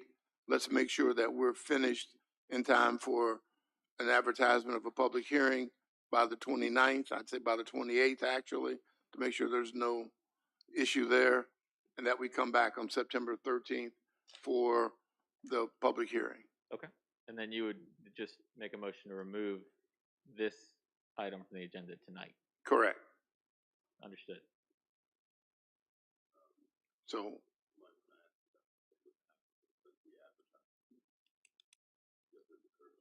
Sure. So, Mr. Bowers, I guess, we just want to be sure that you're okay with that. Absolutely. If the board Okay. has concerns with the siding agreement that need to be fleshed out, we want to take the time to make sure that you have an agreement in front of you that you feel good about. Thank you, sir. Then from the board, I'll take a motion to defer this until the September 13th meeting. Moved, Mr. Chairman. So moved. There's a motion by Mr. Second. Thomas, second by Mr. Black. Discussion. All in favor say aye. Aye. Ayes have it. Will be deferred until the 13th.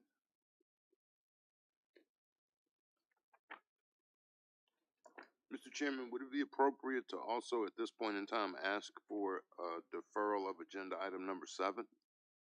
I know we still have 6, but since we're discussing one particular thing, could we ask for a deferral of that particular item at the same time? If Mr. McKenzie would confer. We've already conferred on that. So yeah, if you want to move that item up and dispense with it, I can let the applicant speak, but the applicants, my understanding is that they are comfortable agreeing to a deferral of the special exception under unfinished business to the 13th. Mr. Chairman, I'd like to make a motion that we attend agenda item number 7 now and defer that to September 13th based on concurrence with the applicant. Okay, tell you what, I think I'm proper. Let me close the public hearing on 6, and then let's do that after we close that. How about right? We Would never, that be appropriate? no, we never had the public hearing hearing. on 6. I'm sorry. Yeah. I'm just skipping 7 and Number 7. Okay. That's okay, and I made a motion. If there's a second, we can. Yeah, we will take up 6 next. Yeah. We're altering the agenda Yes. slightly. Right. That's okay. It's just since they're here together. Okay, sounds good. There's a motion to move agenda item number 7 up before item number 6. Is there a second? Second. All in favor say aye. Aye. Any opposed? Then we'll do that. The motion is to defer To agenda defer. item number 7 Yes. to the 13th. Now that we've moved it, let's defer. Right. Defer. Right. So I need a motion to defer. The motion is to defer, made by me. All right. To Is there a 13th. second? With the consent of the With applicant. the consent of the applicant. Right. Is there a second? Second. It's been proper motion second that we defer agenda item number 7, SPX 0421, until September 13th as well. All in favor say aye. Aye. Any opposed? Ayes have it. Thank you. Thank you. Now back to agenda item number 6. An ordinance to amend Chapter 103 Taxation of the Code of Caroline County to add provisions for revenue sharing for solar energy projects. Mr. Chairman, members of the board, your next public hearing is an ordinance to amend the Caroline County Code to implement the revenue share for solar energy projects pursuant to Virginia Code 58.1-2606.1 and 58.1-2636 as amended. As the board is aware, the General Assembly adopted provisions in the state code that allowed localities to adopt a revenue share ordinance in lieu of the traditional machinery and tools tax that is imposed on solar and other types of equipment, with the idea that this as a revenue source, if the board was looking at that, would be more stable over the long run than the M&T tax, which is subject to depreciation, modification, et cetera, et cetera. So the purpose of this ordinance really would be, if it's adopted by the board, that if the board approves any solar energy projects, that those projects would be assessed through this assessment in lieu of machinery and tools taxation. In a nutshell, that's it. Thank you, Mr. Fincham. All right, Question, Mr. let me, Just one, I was just gonna ask. Mr. Fincham, Mr. Sealy has a question. This is only applicable to what size facilities? It's your, as defined by the code, state code, it's your major project, so it's, I believe 20 megawatts and up. Okay, so nothing smaller. 20. Okay, Chris has a change. Well, it's in the ordinance. A new law came down on July 1 that was it's not unhelpfully in a separate section, but it allows revenue share for 5 megawatts and up now. For 5 megawatts and It's up. down to 5. Yeah, and that's why the ordinance doesn't have an exclusion below. I guess that's my question is, since we don't have it in the ordinance, It is. It is, and the ordinance does permit revenue share for any project 5 megawatts and up now. And it cites both laws. It's referenced in the state code references. okay. It's not explicit, it's just code references. Correct. It's covered by the state code references. That's correct. Okay. And if you will recall, there was actually discussion about lowering it to 1 megawatt, but that never actually occurred this past Right. session. All right, let me open up the public hearing for, an ordinance to amend Chapter 103, Taxation of the Code of Caroline County to add provisions for revenue sharing for solar energy projects is now open. Is there anyone who'd like to speak regarding this matter?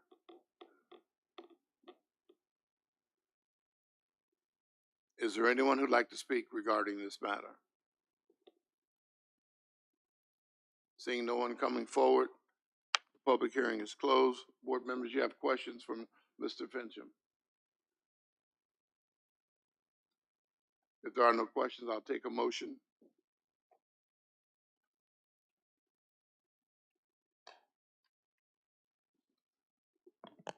Mr. Chair, I would move that we accept the amendment to Chapter 103, Code of Caroline, Virginia, to allow for what do you call it, taxation for solar projects, revenue share for solar projects.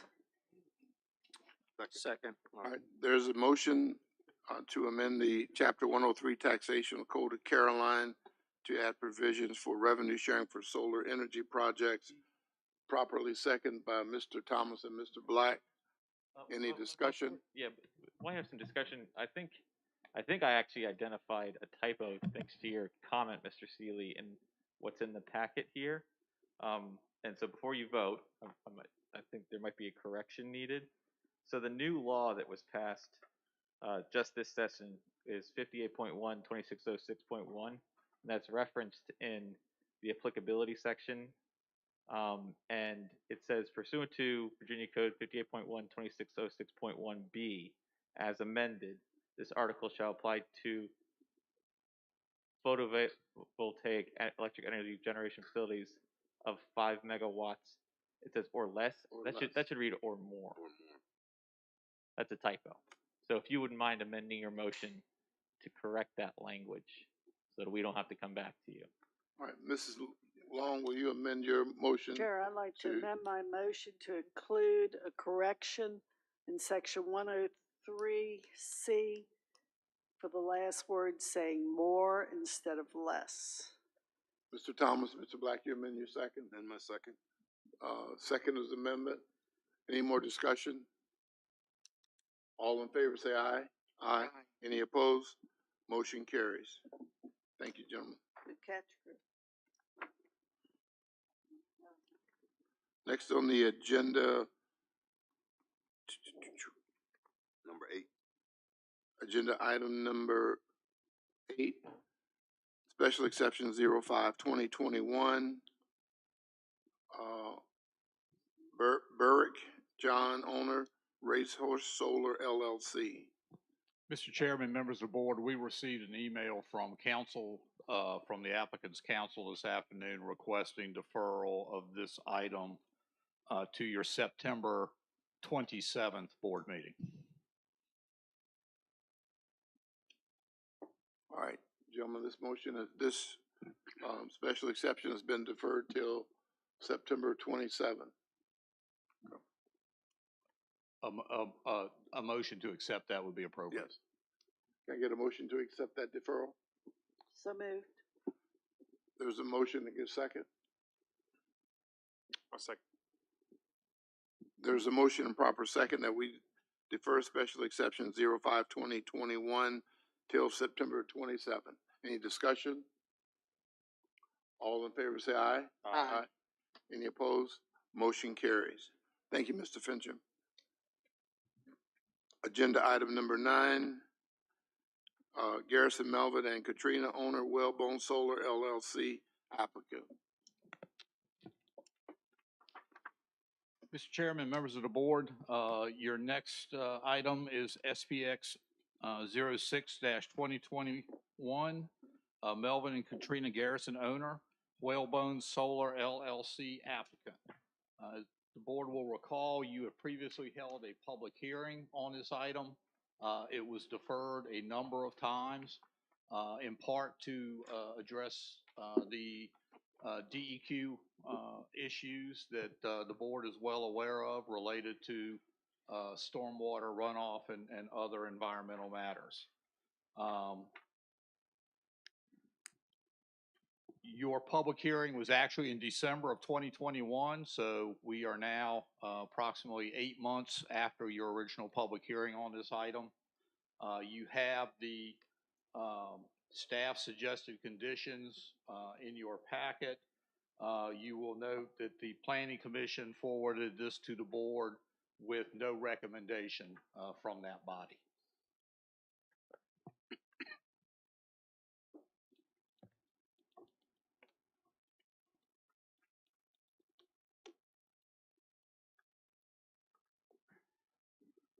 Thank you, Mr. Fincham. Board members, you have questions for Mr. Fincham regarding the Wellbone Solar LLC special exception 06-2021. I did have one just to clarify. Yes, sir, Mr. Thomas. Good, Mr. Fincham. I'm sure it's in the packet, but I was trying to recall from memory from the public hearing. This is a case where the particular owner is a farmer, and I believe he made comments at the time that said he didn't want to farm anymore, or this land wasn't being farmed. Was that the case? This property has actually been subdivided into, I believe it's 4 parcels of land in accordance with the underlying zoning regulations. So in theory, the property could actually be used for, the parcels could be used for residential lots. It's approved for that.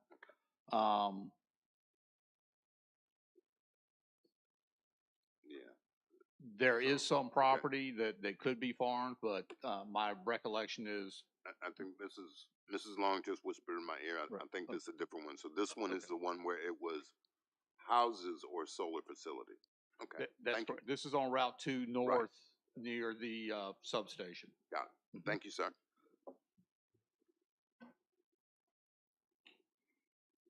Board members have any questions? Mr. Forehand? Just confirming this has the substation right on Route 2. Yes, right on Route 2. Behind the substation. Actually, the access road, I think, is next to the substation. I have a question. Mr. Black first. Oh, sure. There was someone had mentioned, and it's a good point, on the, I think the CC Solar application earlier, they were not going to use the cadmium telluride, is that correct? Do these ones, is this one going to use that in their solar? The applicant proposes to use cadmium telluride panels in this installation, yes, sir. And just for, I don't know if you're like, what's the big difference or what's the scare of, so you can just cadmium telluride versus what CC Solar was, for example, proposing? Composition, the cadmium telluride is composed of two heavy metals, cadmium and tellurium. Right, which is that much are more rare, yeah. Merged together to combine it to cadmium telluride. Some of the concerns stated have been the leaching. You know, if you have broken panels, it leaches into, and potential leaching of the product into the groundwater if it's exposed for extended periods of time. Degradation of the panels. You know, what happens if there's wind damage? You know, and the sealed panel is broken and exposed to the elements. There have been a lot of different studies out there. Yes, there's some competition or competing thoughts or analysis based upon those studies as to the toxicity of the panels. Right. So there's a lot of different studies out there, pro and con. I guess my question is, because we've seen in some of the ones where the erosion, I mean, one of the things, one of the concerns, the erosion is obviously it's palpable. You can actually see it. You can see where the erosion in some of these places. With the cadmium telluride, is there an example out there? There's lots of the examples of the erosion. Is there examples out there where the cadmium telluride has been environmentally horrible for a particular project? I haven't found any. There, again, the studies, from what I can tell, have analyzed the component, the actual components, and you know, in a controlled environment or in a study, they've looked at it for potential leaching into the soil and the groundwater. There may be some baseline tests. There may be some examples where there's been some testing, and perhaps the applicant has some of those examples. You've got some information that was provided from Spotsylvania County related to their studies that they had done for the large project in Spotsylvania County. Okay, thank you. Mr. Seeley, I'm sorry, go ahead. I'm good. Ms. Long? I just wanted to say I did read a report for Virginia Tech that said that they had studied these panels and they were comfortable with them for all you Virginia Tech people. Clay's got a question. I'll come back. Mr. Forehand. Mr. Finch, didn't we specifically request that this type of panel not be used in a previous project? It was included in conditions for Frog and Solar. They actually indicated they were not using those panels.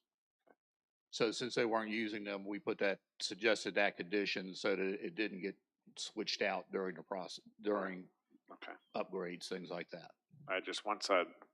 We had talked about that, my mind went a different direction. I didn't even think to backtrack on this one. So, all right, thank you. Mr. Fincham, looking at some of the literature that was sent, I noticed that there was also cadmium sulfide as the makeup of the panel, and the cadmium telluride was separate. I'm just concerned again.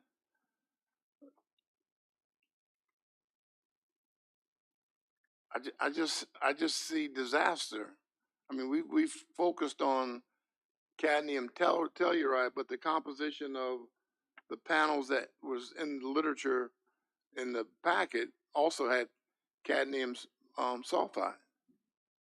Yes, the panels are constructed of different materials, and you're right. There's a reference to a panel that's constructed utilizing the elements of cadmium and cadmium sulfide, as you said. There's some literature that speaks specifically to silicate, you know, I believe it's called crystallized silicate panels. Right. Yes. Okay. again, there's a lot of literature out there with a lot of information. Not all good, unfortunately. Not pros and cons on both sides. Yes, Yes. sir. I'm learning way too much. More than you wanted to know, I'm sure. Absolutely. And it does not point you in one direction. For every left turn, there's a right turn. And that's concerning when we're dealing with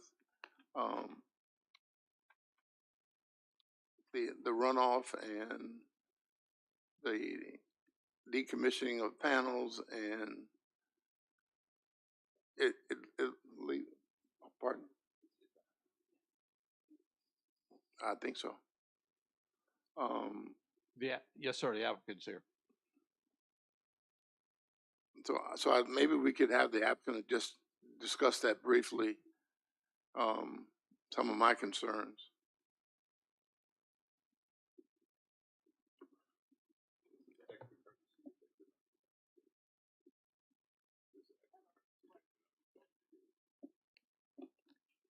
I'm sure they do. Yes, sir. Thank you, sir. My name is Sean Hirschberger. I represent Energix Renewables, and I'm happy to answer any questions about the cadmium telluride panels that we utilize in our projects. If you want, I'll start with just a quick overview of why we use them and why we're proud to use them. First of all, what you've referred to is cadmium, as Mr. Fincham pointed out, cadmium and tellurium. Those are both heavy metals, but what cadmium telluride is the result of a chemical reaction between the two that creates a stable, really super semiconductor for electricity. It turns basically two negatives into a positive. It makes it a stable substance. It makes it a safe substance. And then in terms of long-term life, we're proud that we partner with the largest solar panel producer in the United States. They're located in Toledo, Ohio. One of the things we're incredibly proud of is that all of our products are made in the United States. We don't have to worry about tariffs. We don't have to worry about international shipping. And it also creates jobs for Americans and creates clean energy made here in the United States. End of life is also handled in Toledo, Ohio. There's an existing operational recycling facility, and they are successful in utilizing not just recycling, but reusing over 90% of the components of every panel. So essentially, you're taking two, as was pointed out, two heavy metals, two negative substances, and turning them into a product that has nearly limitless potential to be returned into over and over again additional solar panels that create clean energy. What about the cadmium sulfide that you have in your diagram? I think in one of the diagrams is a component as well as the cadmium telluride. So we do not use cadmium sulfide. We use cadmium telluride panels. It's thin film cadmium telluride. All right, I have a diagram of construction of a panel. I'll have to pull it up here. And while you're looking for that, I'll point out one of the highlights of that Virginia Tech study. It references that, suggesting that somehow because this has the name cadmium in it, that it's poisonous is similar to suggesting that you can light your water on fire because it has hydrogen in it. I think I see the reference you're speaking of. The report that was provided talks about various types of technology, including the one that you're talking about. That's it's here on page 1. I'm looking at page 3, excuse me, under hazardous materials or system components, I guess, 1.2.1 solar panel construction and durability. Okay. 1.2. I'm on 1.2.2 where I'm seeing reference to the sulfide. 1.2 system components, 1.2.1. Is that not? Am I in the So wrong? if you go down to 1.2.2, it discusses different types of panels, including CAD-TEL, and then what is called CIS or to B, CAD-TEL, and then C, CIS, CIGS, and other PV, and that is where it references the use of the CAD sulfide. And again, that is not what's being proposed on this project. Yes. So when it's talking earlier about that as a potential component, that is in a different technology type that is also discussed in this paper, but not relevant for the discussion tonight. Okay. Thank you. I don't see anything in it that says that. Is there anything in your project that says those particular panels will not be used? So we do not have anything in our project that states any particular panel will not be used, but we do state that we will use cadmium telluride. Those are the panels. We have a partnership with First Solar in Toledo, and that's the panels they produce. Does and it state that those are the only panels you will use? I'm not sure if it states directly that that's the only panel, but I can tell you those are the panels that we use. I don't believe that. Oh, I believe you. But I don't believe that the I need you to state somewhere or be able to point somewhere that this is what it said. You see that? Did you see it?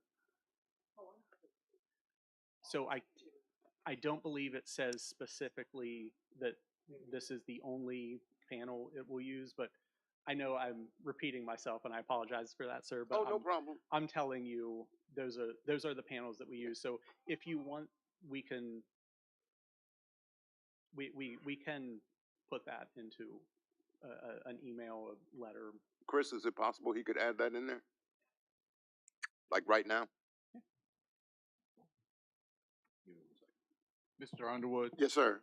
I think you're referencing the North Carolina Clean Energy Technology Center study from North Carolina State University. I think That's where the diagram. That's where the diagram was from. Right. And that was referencing the construction of panels, typical panel construction in North Carolina at the time of that report. So that there is a reference to May 2020. yeah. So there is a reference to cadmium sulfide in that report as one of the film layers in the panel. Mm-hmm. That's speaking to the panel construction that they had seen in North Carolina at that point in time. Okay. And it doesn't necessarily reference their panel. Okay. It's a great question, great topic, though. North Carolina State versus Virginia Tech. Yep. Mr. McKenzie? So, if you wanted part of the application, you would add it as a condition. So we can make that a condition, and of course the applicant has said numerous times that's all they use, so I'm sure it's no problem, right? It is your prerogative to create conditions, and I'm not going to argue against you, sir. Yeah. Okay. Thank you, sir. Okay. Thank you very much. Thank you. Are there any other questions while I'm here? Board members have any other questions? Thank you very much. Thank you. Up and down. Like the projects we'd addressed previously or last meeting, there's no siting agreement for this. So this is one where you would want to waive 2232 review because you've obviously thoroughly analyzed this already. Well, one more time.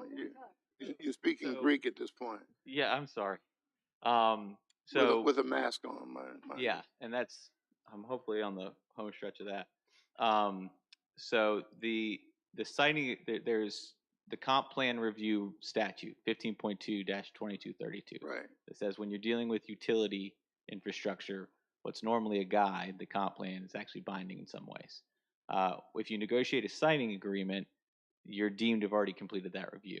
There's no siting agreement on this application. So you have the authority under the law to waive the 15.2-2232 review as unnecessary. And that's what you did on the two prior smaller applications that you took up in the June meeting. So you'll want to address that in whatever motion you make, just like you did last time.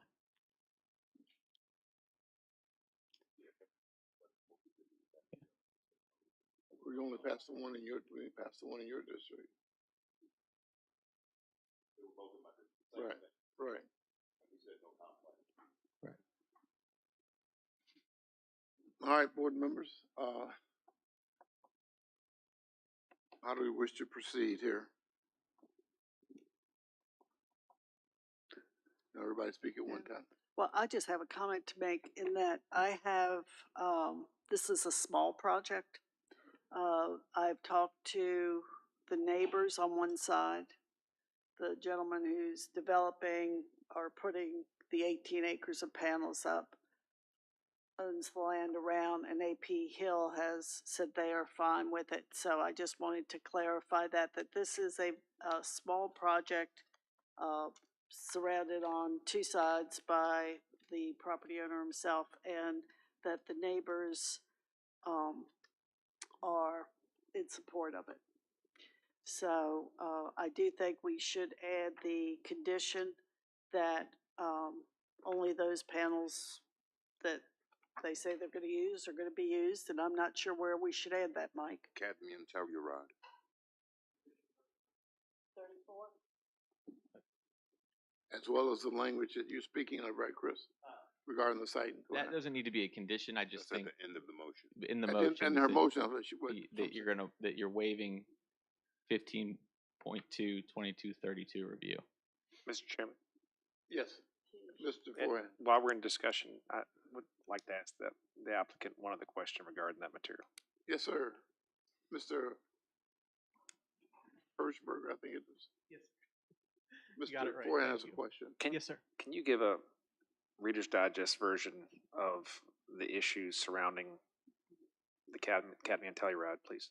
That has prompted other countries and other localities to ban the use of that type of panel. Ooh, a Reader's Digest version of that. So it's a tough task. I'll do my best. I think it is, my best take on that. It has words like cadmium associated with it, so it's an easy thing to create a kind of conspiracy theory boogeyman over, and that seems to be what has happened with this. Despite 20 years of utilization of this product, over half the utility scale solar projects in the world use CadTel, and there has not been a single example of groundwater leaching, groundwater contamination. There's not a Chernobyl incident that people can point to and No, say sir. that there's and a actually, groundwater. It's great that you mentioned Chernobyl or a large incident, because we did send some information over that last evening about actually a very large tornado incident that happened in the Mojave Desert. It was like over 150,000 CadTel panels were destroyed in a tornado. Soil samples, water samples done immediately following that, when it was just exposed, showed no traces of any substance in there but sand and water. And even though the majority of those panels were taken back to First Solar and turned into new functioning solar panels. So my best guess is, on the Reader's Digest version of that, it's an easy thing to create scare tactics on. It has words that make people's ears light up, and it's also, as I mentioned before, it is a uniquely American product, and that typically gets people in other places to create conspiracy theories about. So that's my best effort. I hope that helped. That's fair. And one of my follow-up questions was, is it only being manufactured in the United States? And you answered that without. Well, I will say it isn't only being manufactured in the United States, but First Solar is an American manufacturer. They're headquartered in Toledo, and the vast majority of their panels are made here. Sure. Thank you. Can you send us some, if I may, can you send us some of their recycling data? Of course. Yes, I'd be happy to. Send in the Virginia Tech report also. Yes, ma'am. I will do that. Is the property owner here? I do not believe so. No. Okay. All right, how does the board wish to proceed?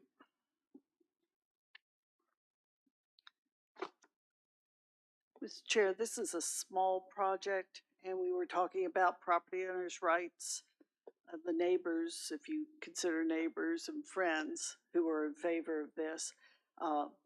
Therefore, I would move forward with approval with the condition of the use, agreed to use, the cadmium telluride, and only, and also for the 15, Chris, help me on this, 15.2,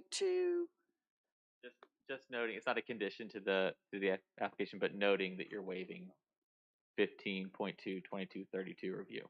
okay, so we're waiving the 15.32, 22 review. The The comp plan review, and comp plan review. Yes, sir. Second. So there's a motion and a second that we approve, special exception 0621 with the language including only using the cadmium telluride panel, as well as waiving 15-32-20, was it? Yeah, comp plan review. The comp plan review. Oh, could I? In discussion. Yeah, that's what I said. Could I ask a question? Because I was looking up the panels. Discussion. They're the most popular panels there are, but they're only 5% of the panels used in the world so far. If another more efficient panel comes, how would we handle that? Because we're saying you can only use this particular panel right now, but tomorrow somebody invents a much better solar panel. How do we handle that? We say this panel or one approved by the board? Well, one suggestion, and I defer to the applicant because they're the expert, but it seemed to me that you were concerned about cadmium sulfide. So as opposed to requiring cadmium telluride, you could prohibit cadmium sulfide. No. He said that was all he's going to use, so we took him at his word for it. Right. Okay, But that's what fine. I'm saying is, Yeah. tomorrow there is a much better solar cadmium, panel that's twice yeah. as efficient, Right. but we've already restricted him to this one that he said was the only one he's going to use. You'd have to amend the condition if that's what you approve. Yeah. Thank you, sir, for allowing me to address this. One thing I'll point out is the single largest expense in a project like this is the panel itself. Right. So, if a more efficient panel came out a day after that this project was done, we would still have 35 to 40 years that, it wouldn't make sense to swap anything out because it's. But you haven't even started. Correct. And since you haven't started, we said this is the only thing you can do. You're not going to start building or putting panels up for another year, right? That's a valid point, sir. Okay, so 6 months from now, whatever happens, a meteor falls, and inside the meteor is some great photoelectric value, and you slice it up and say, hey, we only need 10 of these. But you can't use them here because you can only use this one. That is. I'm just trying to say what we do if something better comes up. If you're, I don't want to speak for anyone else here, So but we if can you change- we if can you feel change the comfortable to condition. change the condition that anything additional that Yeah, he would have to come back. He would have to come back and If ask we for a wanted to change condition it. change. They would, yeah.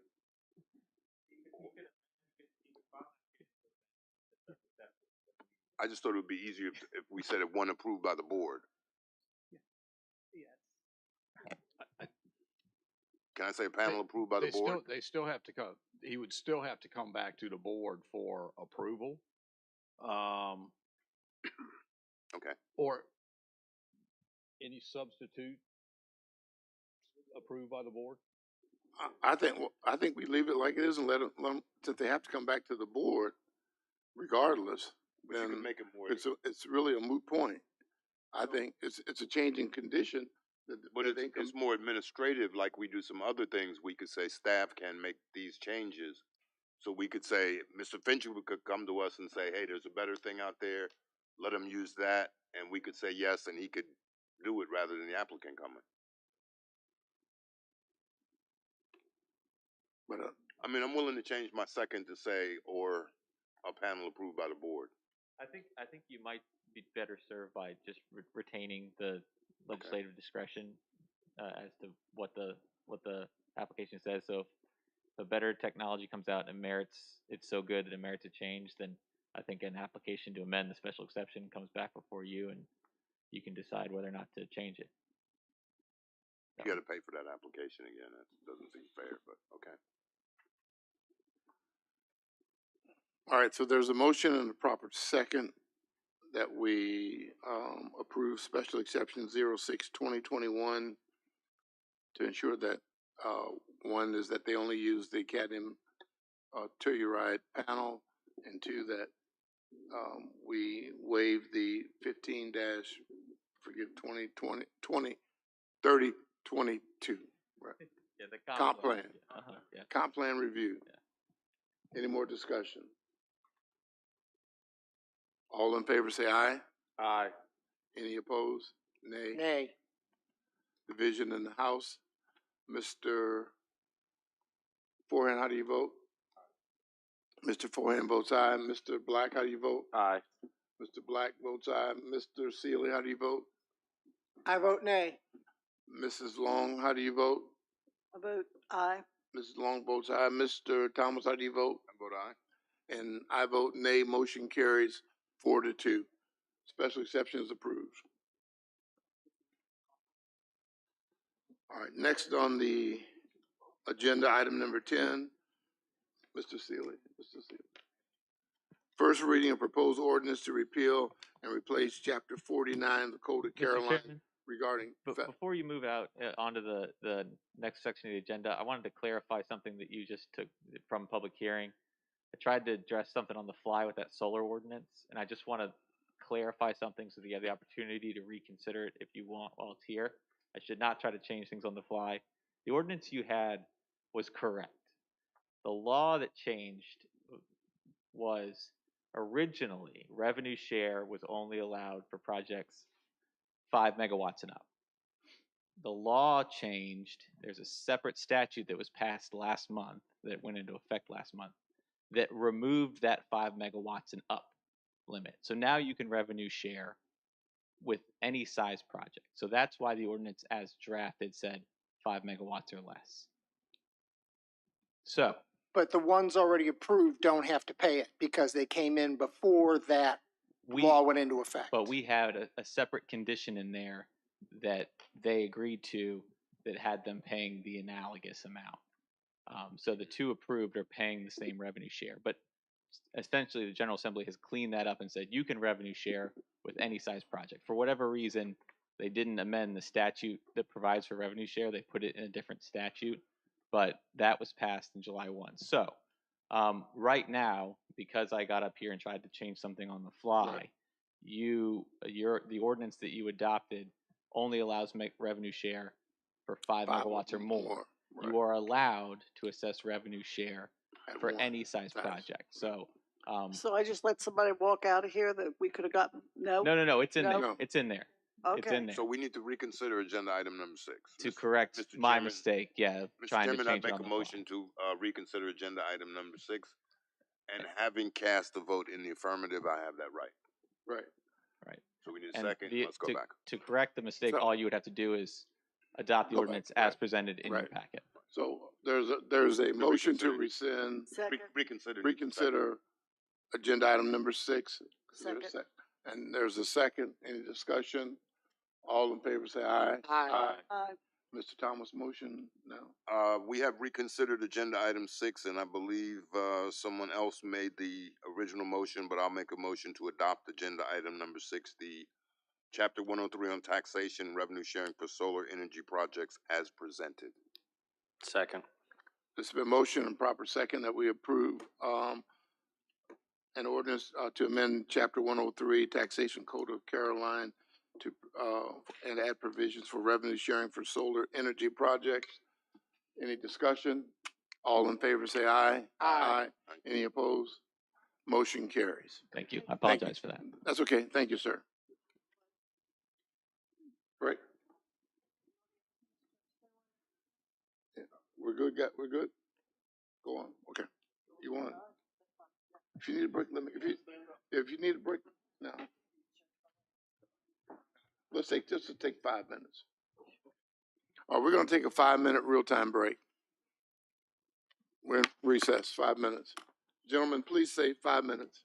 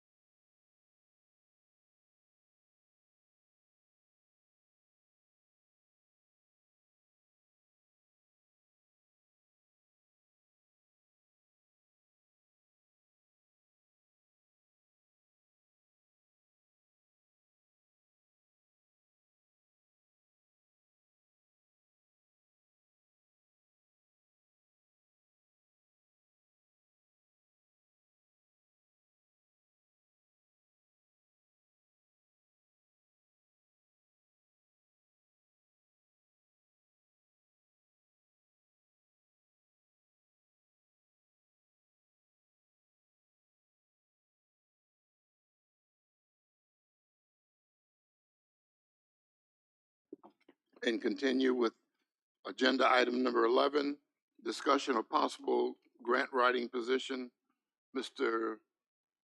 Collier,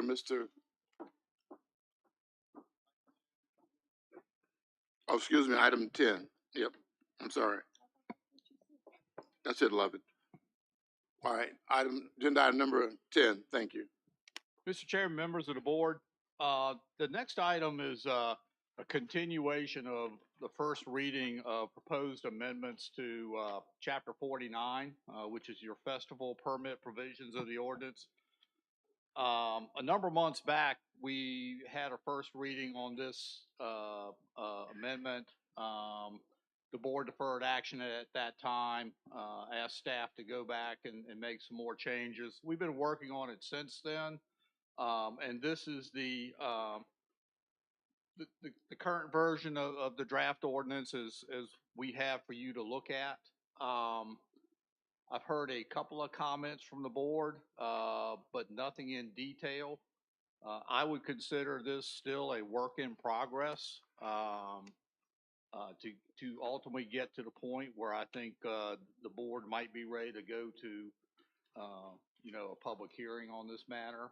But I'm here tonight to hear any thoughts that the board members have on this issue, any items that you would like us to look at further, clarify for you. I think I've had some good discussions with Marlene at the State Fair a couple of times concerning some of her concerns. So I think we are working through those.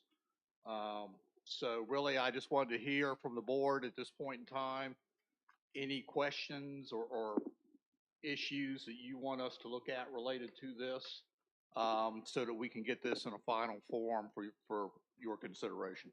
Mr. Chairman. Let me start. Okay. Okay. All right.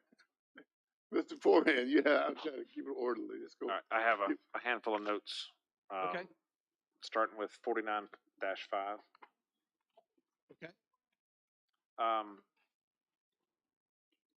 The assumption when this was written is that this is an outside venue? Yes. Or is that inside or outside? We're looking at, I think, at more outside events than inside events. Because it's not really clear. I mean, we could have a church revival that has 300 people on it. And that might go for more than 8 hours. If they're inside of a tent, is that considered inside or outside? Okay. Just thought. 49.7B permits says issue no earlier than January 1st. So if I have an event January 10th, I can't seek out that permit in the year prior, in the December, November, October prior to that December or that January. Yeah. I think the idea was for a multiple event permit, that it would be a calendar year. So from January 1 to December 31. Because I tried to read it different ways, and it always came back, if I'm looking for something in 2023, that it has to be after January 1st, 2023, before I can seek out that permit. Okay. And good point. I mean, it just doesn't work for the early part of the year. And that goes with C, county permit requiring. Hold on, never mind. It goes with 49A where you got to submit 45 days prior. Yes. And you can't. Yep. Correct. Okay. Down at F on 49.8, and then it says the landowner, and then I put myself in my landlord's shoes. I have a contract with a lease with a leasee, and they do something that violates this, and then I'm gonna be held responsible.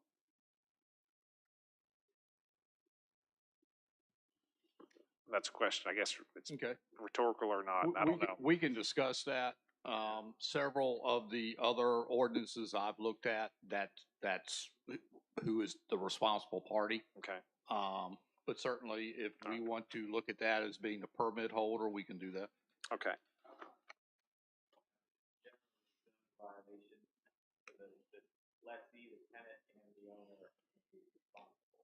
Okay, how about water bills?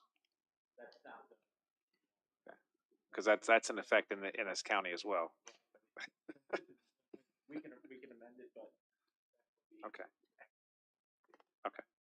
All right. 49.10 plans. The water supply.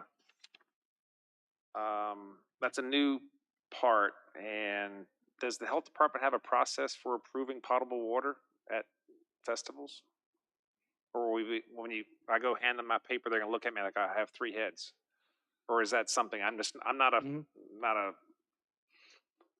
organizer of that Yeah. type of stuff. I just kind of curious.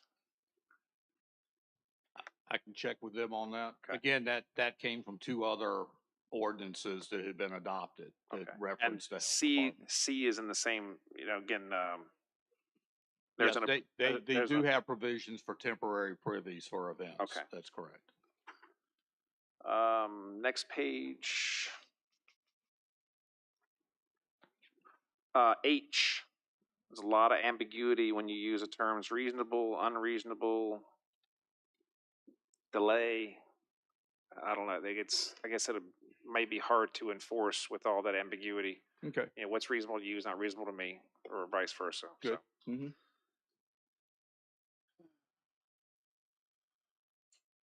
Down at L.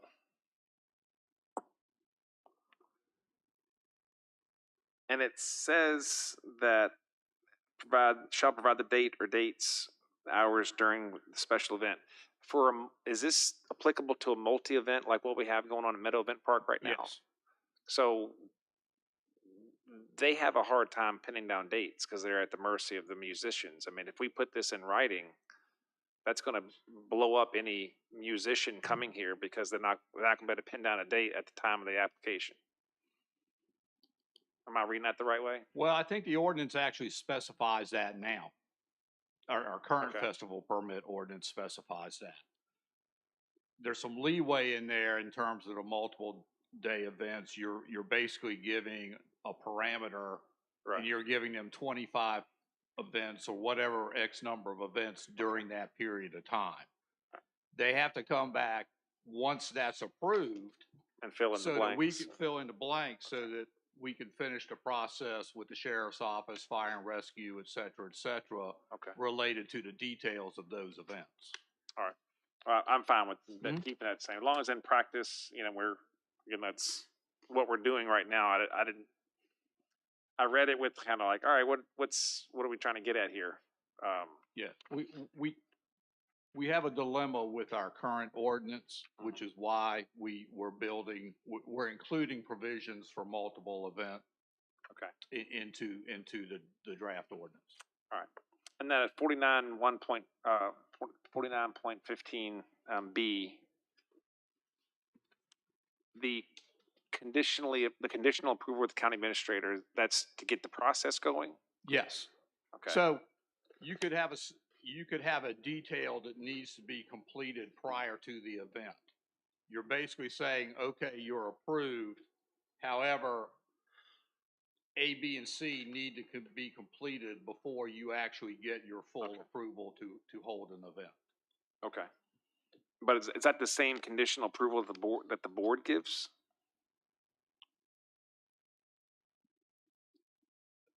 The county administrator would be for a single event. So the way the ordinance currently is written, everything has to come to the board for approval. Okay. What we're suggesting with this is your single day events that the county administrator has the authority to approve a single day event. Multiple day events come to the Board of Supervisors for approval. You can do the same conditional approval. There could be boxes that need to be checked before event A, event D, et cetera, et cetera. Those boxes would still have to be checked off, verified by the county administrator's office before that event could formally be approved. Is there a process, and maybe it's here, I just didn't see it, is there a process if the county administrator denies the conditional approval to take it to the board?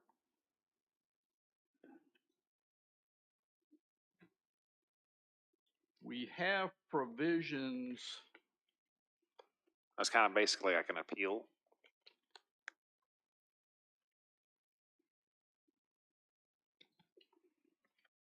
I'm sorry to put you on the spot. No, that's fine. That's fine.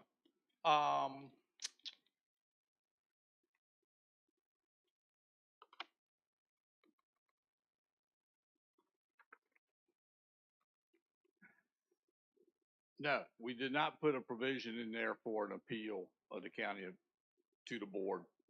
Okay. But we could add that. It may just some process, and it's kind of like if you don't like the circuit or general court district, you take it to the circuit court and so on. Okay. And then the last one is the revocation. I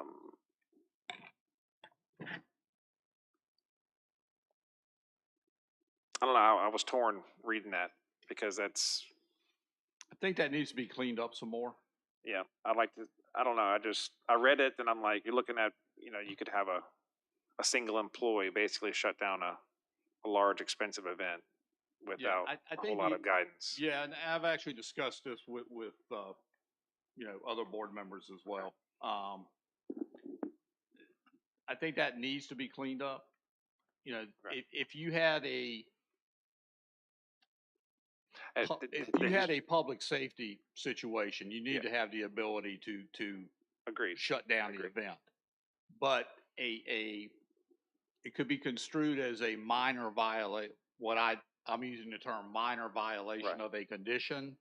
You're right. You could create a situation where there is a desire to shut down an event for a minor situation that's not warranted. What comes to mind with my 23 years of safety is that first year out safety guy comes and shuts down my 100 electricians because of something that's actually chicken S, and and then cooler heads prevail, and it's like, oh no, go back to work. But damage is already done. So anyway, that's it. That's when I read it. That's what came to mind. So anyway, you're on the same page. So good point. Thank you. Understood. That's all. Appreciate it. Just one clarification before I get to you, Mr. Black. Under 49.8, for a single event and a multiple event, you have the 45-day period and the 90-day period. That's already in here. I think you added it to that. That was, for an application and then the review and approval by Right. the appropriate entity. So I think that meets the requirement Mr. Foran was talking about from the December 31st. But if you're going to have something in January 15th, you'd have to have that in 30 days prior to that, correct? In terms of the application, I think Mr. Forehand's correct in reference to another section of the ordinance, so I need to clean that up and tie that together. That's fine. I understand. Okay, the point. Mr. Black? Yeah, just really quick, and I saw in the staff report early on, what is why now? Why is this getting this permit all of a sudden now, or doing this so important now, as opposed to if it's, I think you had mentioned it's really, really old. So the current. Yeah, the current festival permit ordinance is like 40 years old. Right. And it's very outdated.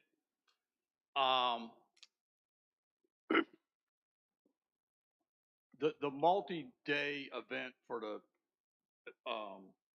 at the state fair, it does not neatly fit within our current festival permit.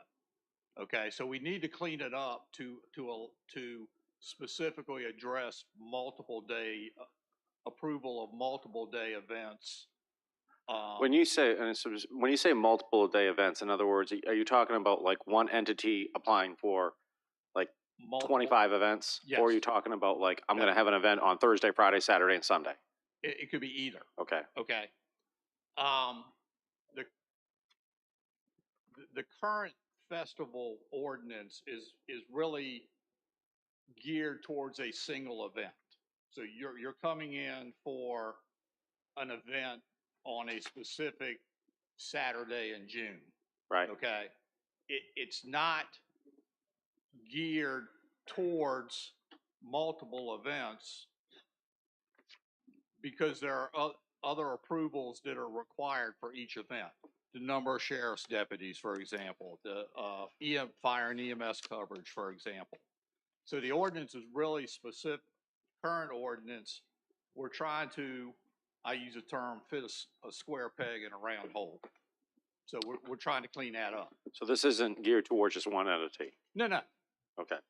I will also say, if you remember back when we amended the state fair zoning, we said at that point in time, we needed to actually adopt a special events permit to address some types of uses. So Right.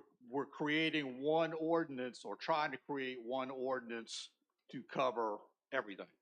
Okay. But no, it's not geared to one specific event. I guess just getting into the weeds just a little bit, as Mr. Forehand went through, if you look at 49.8A, so let's say a certain entity named Meadow Event Park, they have they have some sort of I guess event plan for like for example, they had to cancel their Lady A show because of personal reasons within the band. And so they had that event planned. Now the promoter is out that event because Lady A, unbeknownst to him, canceled on him 30 days or even it was less than that. It was 2 weeks before the event.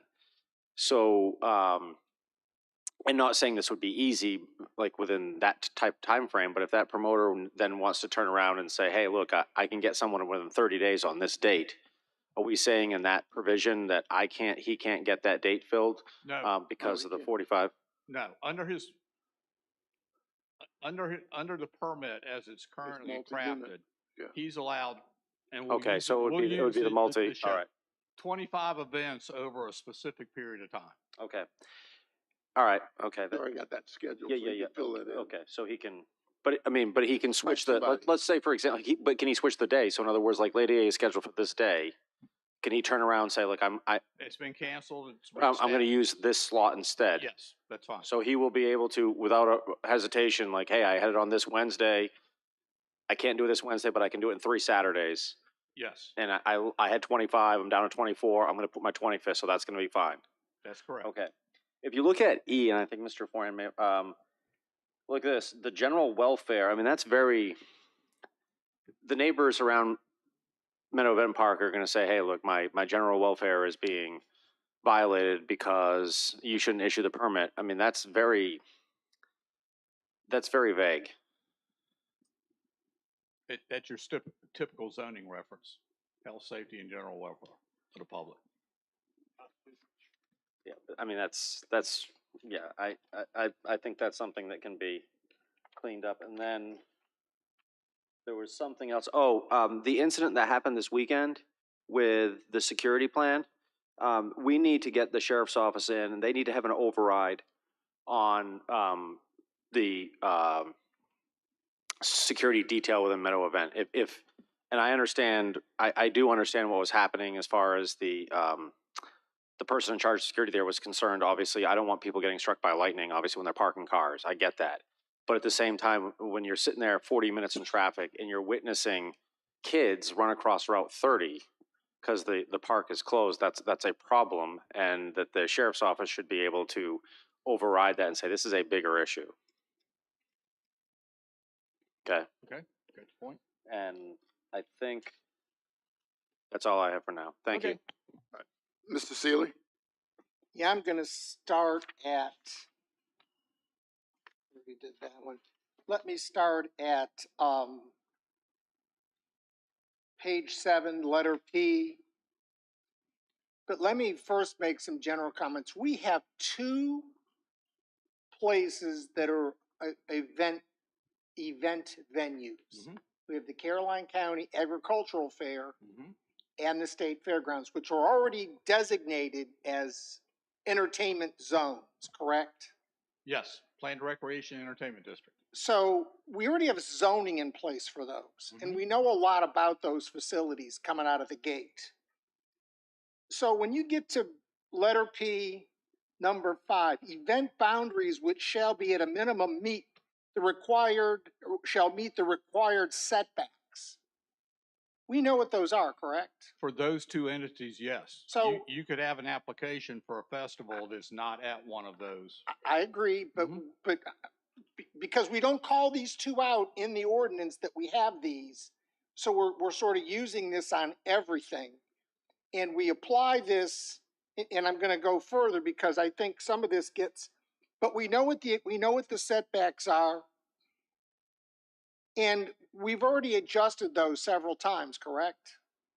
Setbacks, stage placement, all that, Mr. Whiteman, all that's been addressed. You have modified the Site plan. permit to allow them to relocate. Because in 4911, which I find interesting, there's a waiver for the provision up in 4910, which is the section I was just in. Yes, sir. So if we can do a waiver for, and how does that apply? An applicant would come and specifically request one of these provisions to be amended, and it would be reviewed by staff and a recommendation made as to whether that provision should be waived or modified. Okay, so you can, I'm just curious because that's new. You can ask for a waiver. We've not had that before. That's correct. And then in section 4912B, your blue section, if you don't mind reading that for us. Where are we? B? B. Oh, is that Just the water? the blue. The water supply? No, the what- event that's stage changed. Hold on. outdoor sound system shall be designed, installed, and oriented and tested to ensure compliance with the noise limitations in the zoning district in which it is located and to direct sound vibration away from the occupied neighboring properties. Yes, sir. The new part. The permittee shall be responsible for taking periodic sound measurements at identified locations throughout the duration of the event. So how do you have somebody go someplace? I mean, we don't say where noise vibrations are detected that exceed the special noise limits, but we've already got a boundary set that we can't go beyond that boundary. The sound meter is taken at the boundary, correct? So if you have locations, how far? I mean, do we trespass on people's property to take readings? I mean, that's the part that Okay, I can clean that up. I don't know how to send somebody to some amorphous place to take reading because atmospheric conditions, we have this problem at Dahlgren, they have this problem at AP Hill. When we're blowing stuff up. This afternoon, no problem. Tomorrow morning, tomorrow afternoon, horrible. Same settings. So when we do a test, and this goes to when we do a test, and it's good, and you're on the boundaries of the property, and it's good. Can we really make somebody go someplace else and take a measurement off their property? I see your point. We're actually talking about later on this evening taking your decibel level readings at an occupied dwelling. It's number 13 in your the way the noise ordinance is written, and again, this isn't a noise ordinance issue. It's a standard or condition related to this permit. Except and I get that, except that we don't ever specify. We still haven't said on the property. We haven't said that this doesn't say on that property. Right. That's very easy to add. I can do that. Because what goes off the property, if you're good on the property, at the property line, which is all the sheriff's office is going to measure. If you call them for noise, they're going to come to the property line and go, they're below. I know that we've done all kinds of, Mr. Underwood had all kinds of measurements taken. We know there's a lot of anomalies going on with sound, and sound is not a perfect. You're correct. It is one of those, the harmonics of it, the size of the wave and the ability to measure are all different. We face that in the vibration in a car, and a motor and a vibration sending out sound from music. I mean, you're never going to control the or dampen all of that. So this section's got me concerned. I don't know how to do that. I want it to be a sort of a testable, is it realistic? Gotcha.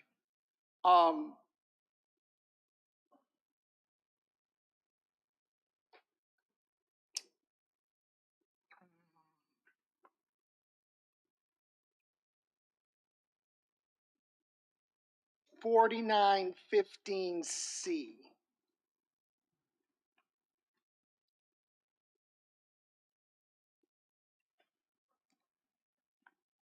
It appears, and this is C, that it appears that the proposed special event will be conducted in full accord with all requirements of this chapter and will not substantially jeopardize. What's testable about substantially jeopardize? Adversely affect. I mean, I know that those are zoning words, but how do you test that? How do you determine that? And those are my initial, the front part, I read probably the back of this, and you've already talked with Clay about 4917, so. Okay. Those are my comments. I can give you my written comments, that's not a problem. If you'd email that to me, I appreciate it. I'll give it to you. Okay. Mrs. Long? I think the gentleman had covered a lot of things, but let's make sure that we put the 65 decibel in a lot of places where it's talking about noise.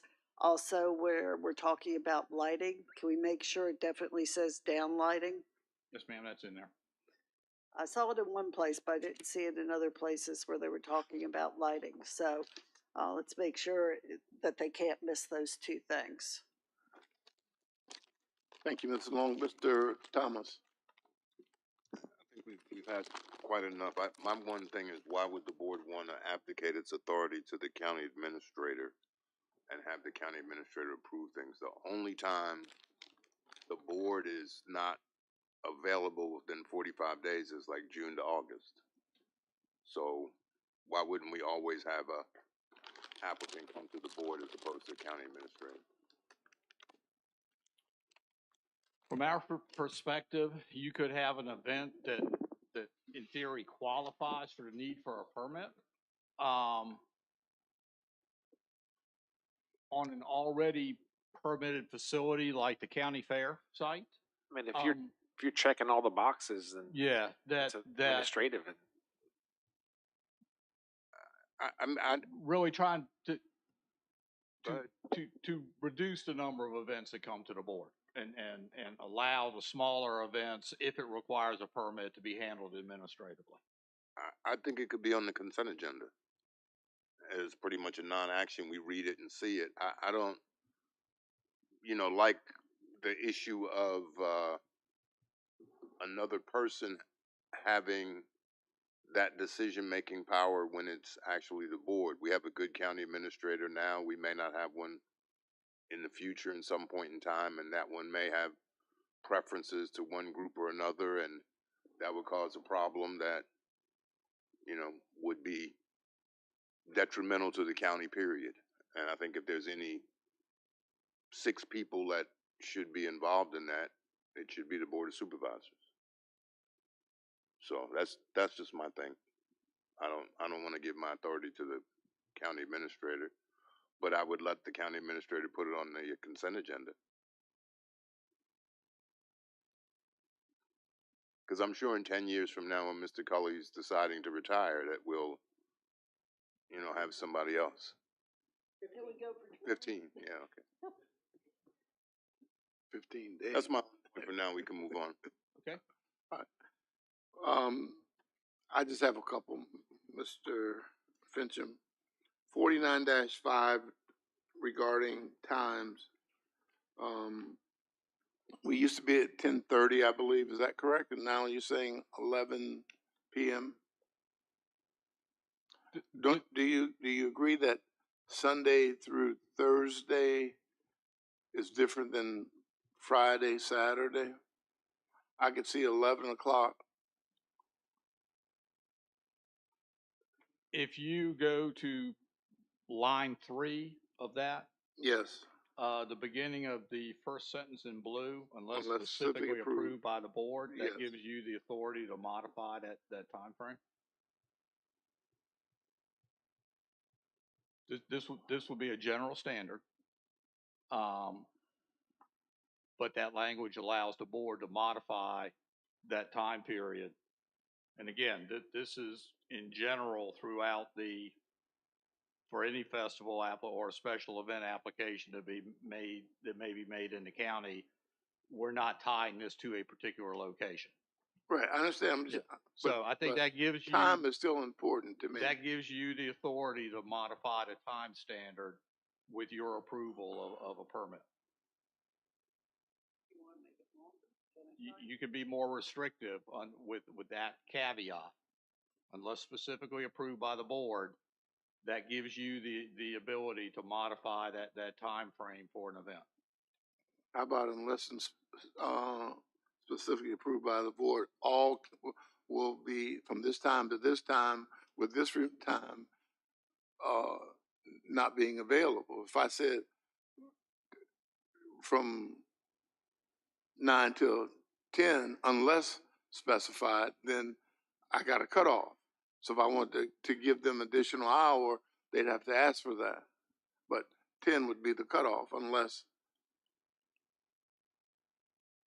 I'm looking at it differently. I understand. I want you to work within this framework unless you specifically ask and we say yes. But I can tell you if it's on a Wednesday, I'm going to say no. If it's on a Thursday, I'm going to say no. So you'd have to ask for something special for me to do to go longer. So they would ask for a Friday, Saturday. They would ask for. Right now we're at 10:30. Is that correct? I believe that's when the actual entertainment ends. Yes, sir. Right, 10:30. Mm-hmm. I will look at some other language. I think you all are going to have to resolve that issue. We can. We will. Second, when we talk about doing the decibel readings, I still have some concerns about that as well, as to where the readings are taking place. And I'm not sure how we resolve that. Because if it's 65 at the property line, then certainly at the dwelling it should be less, I would think.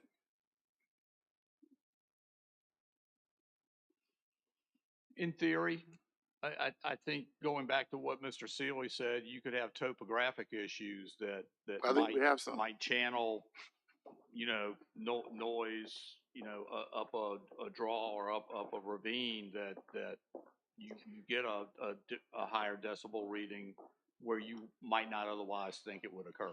But they won't amplify. What they leave the property line as, there's no amplification process to Right. that sound Right. after, when you measure it at the edge of the desk, if you get to Mr. Fincham, it Still can't is, yeah, amplify right. because there's no modulation for that signal to You're actually right. go There's up. nothing that'll Now, The increase. tree line can buffer. a lot of things can buffer. And The problem is that the only place, for example, the county fair could measure is at the boundary lines, because once you leave the boundary line, you're on got your own- somebody else's property, and you've got to have somebody running around to do that. So the only fair thing to any applicant is, At the let me give property you a line. good example. Town Hall is right up the street from me.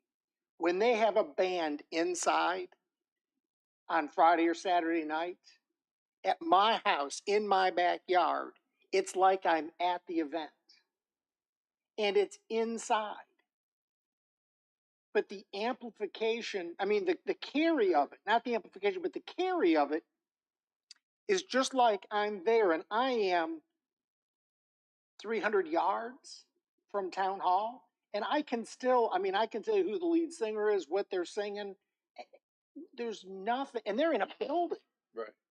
Now, inside, I'll bet they're at 80 dB. At my house, 65, 60, probably 60, maybe 55, probably in that range. Can I still hear it, know what's going on? Absolutely. That's inside at town hall. When the helos fly over, I mean, they're at 2,000 feet. They sound like they're landing in the backyard. There's nothing you can do to damp that. That's even with full leaf cover. There's just nothing to do about it. I understand sound is a thing that, you know, if we could conquer it, there's a lot of, got a lot of applications, a lot of applications. We battle this all the time.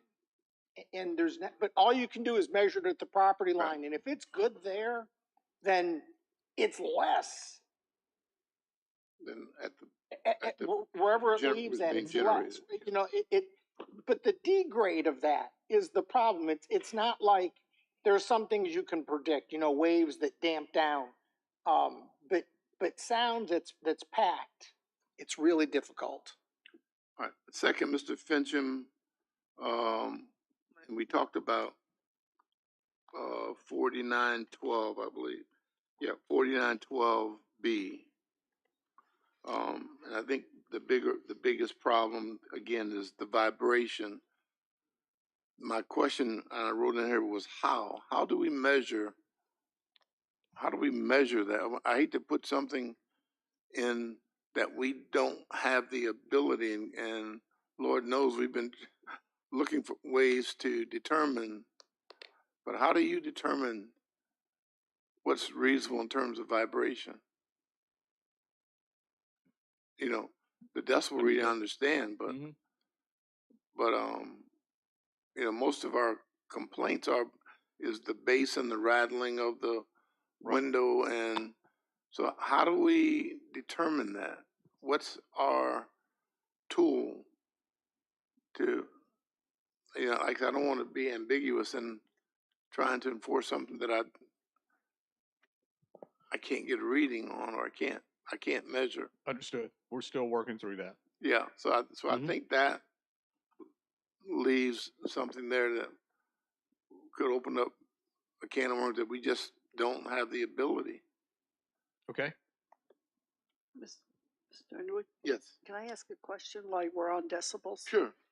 Mr. Fincham, the decibel meter, it sort of mounts on in the yard, right? It's not very big, or in the hand, or they can be put on a post. I got one on my phone. If you're people close by, could we possibly ask for a couple of property owners to volunteer to let us leave a meter there that would record noises and then move them around?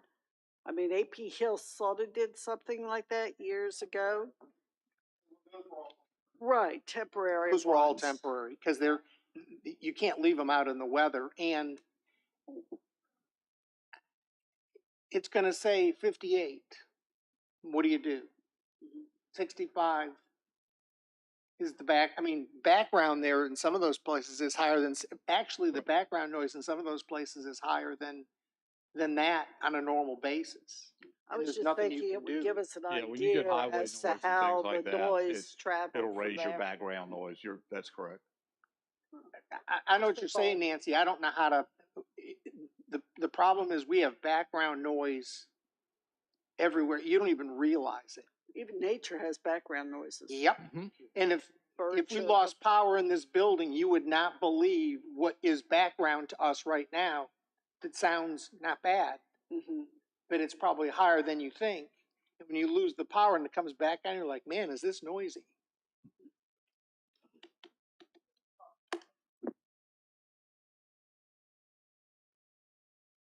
So, Mr. Fincham, you'll take those comments and then I'll take the comments where I've heard different comments on the same issue. I'll give you a couple of different versions to review. Again, that's where the board needs to give direction. Yes, sir. Okay.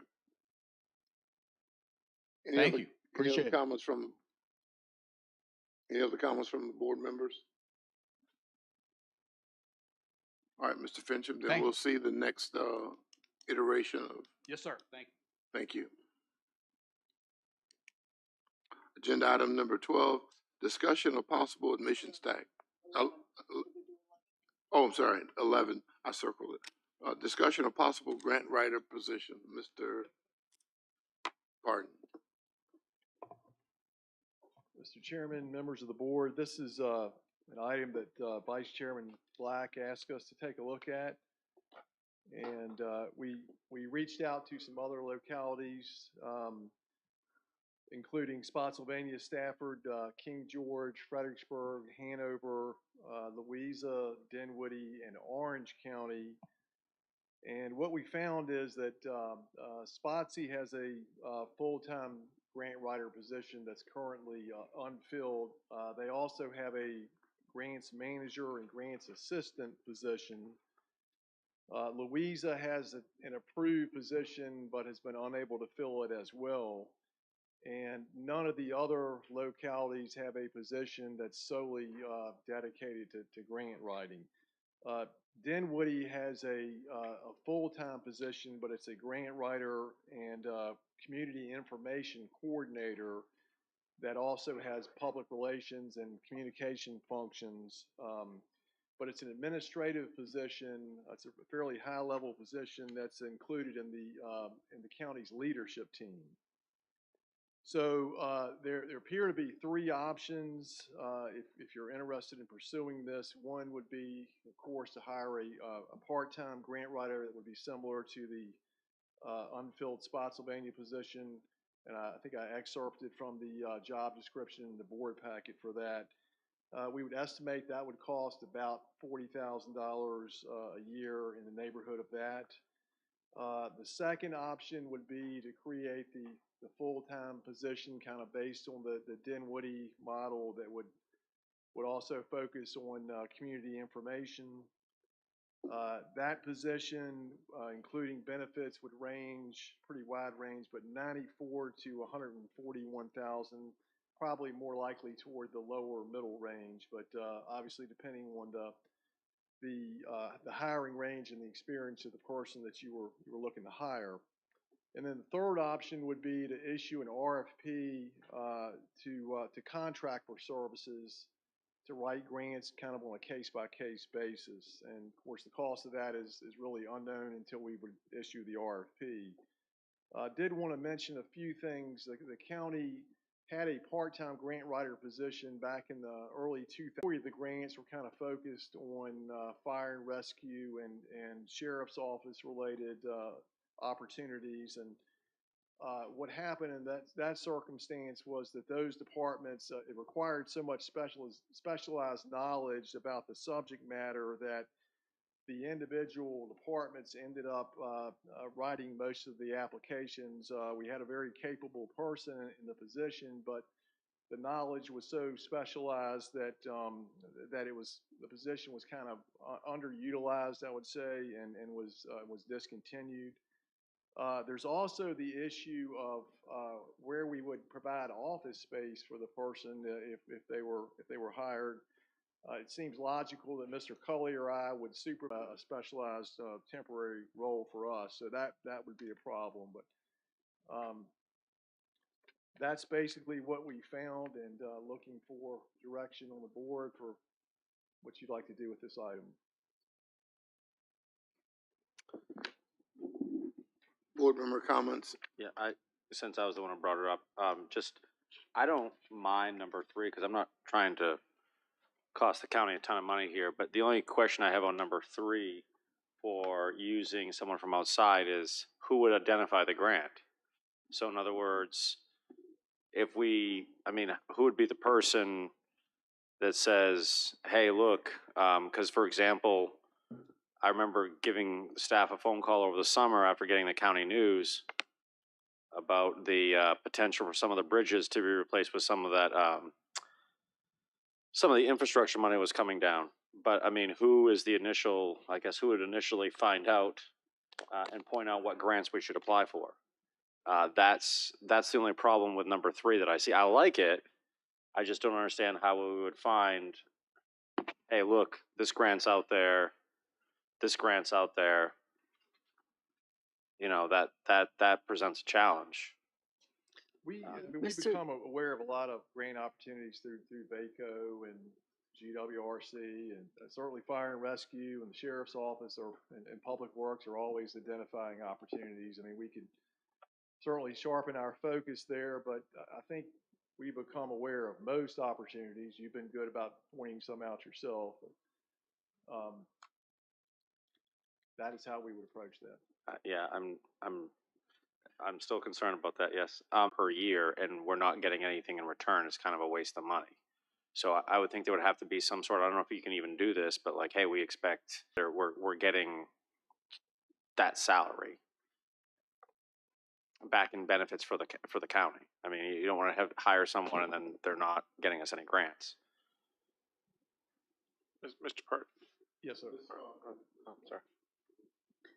Mr. Parton, this thought, I don't know if it's ever been done, or maybe it's similar to a part-time. Grant information is available online through different committees and that type of thing. And we have, I'm sure there are good former county executives who are retired and or who worked for GWRC. You know, Kim Burns, Steve Masters, you know, those type of people that have grant writing experience and government experience.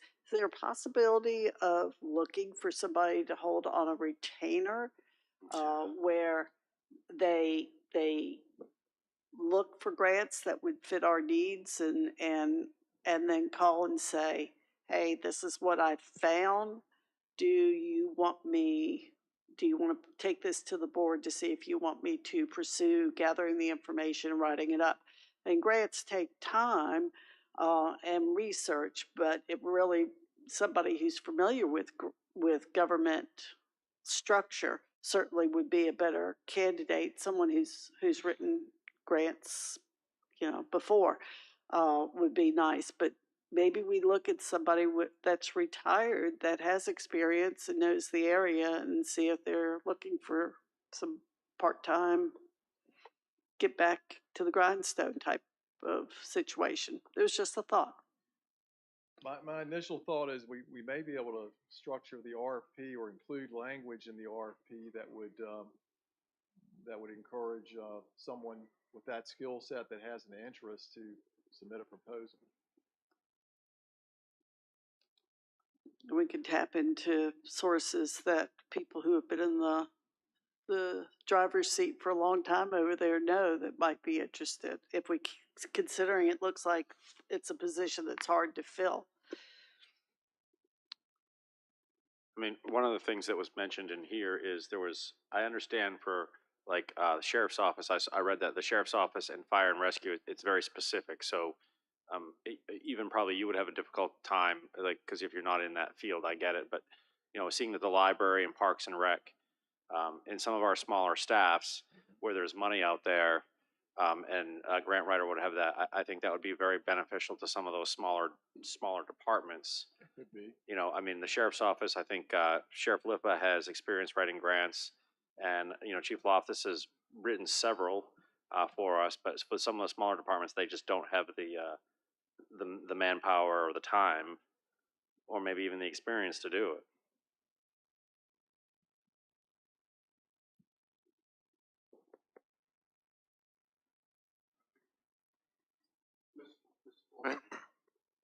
Are there any third-party services that actually contract out stuff like this? Say that again, Mr. Are there, Williams. are there companies that can be hired for specific? I believe there are. But we found Prince William County, I believe. But what I saw was tailored to, again, public safety related. But you know, you never know what you'll find until you issue an RFP. But I would suspect it's out there. I'm just curious.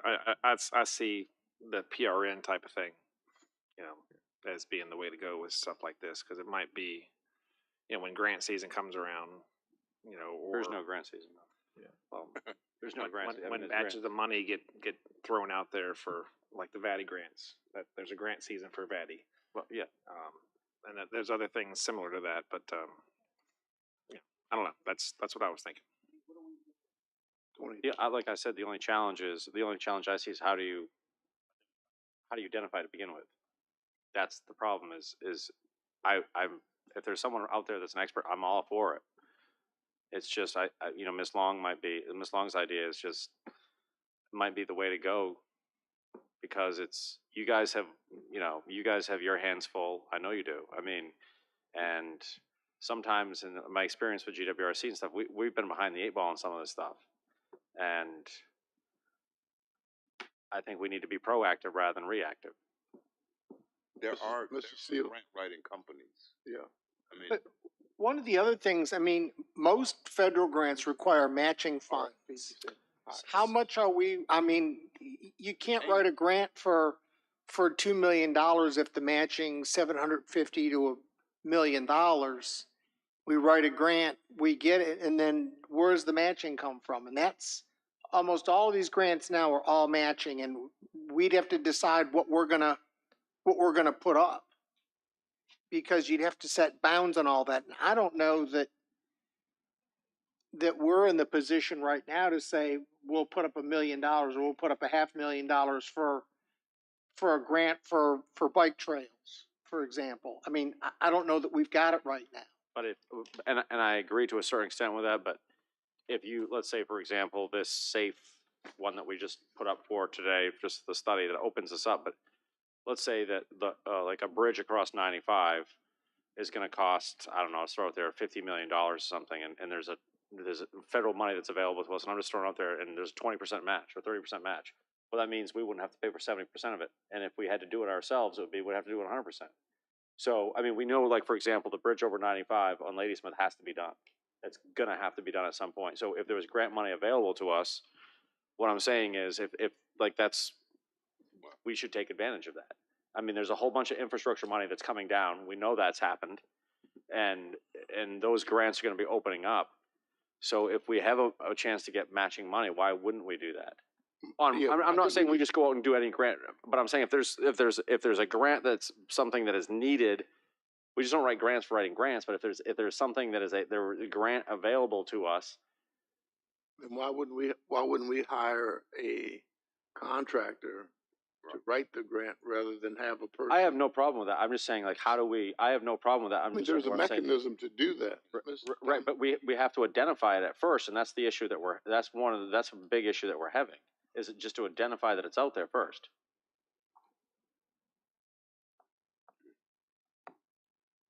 Mr. Thomas?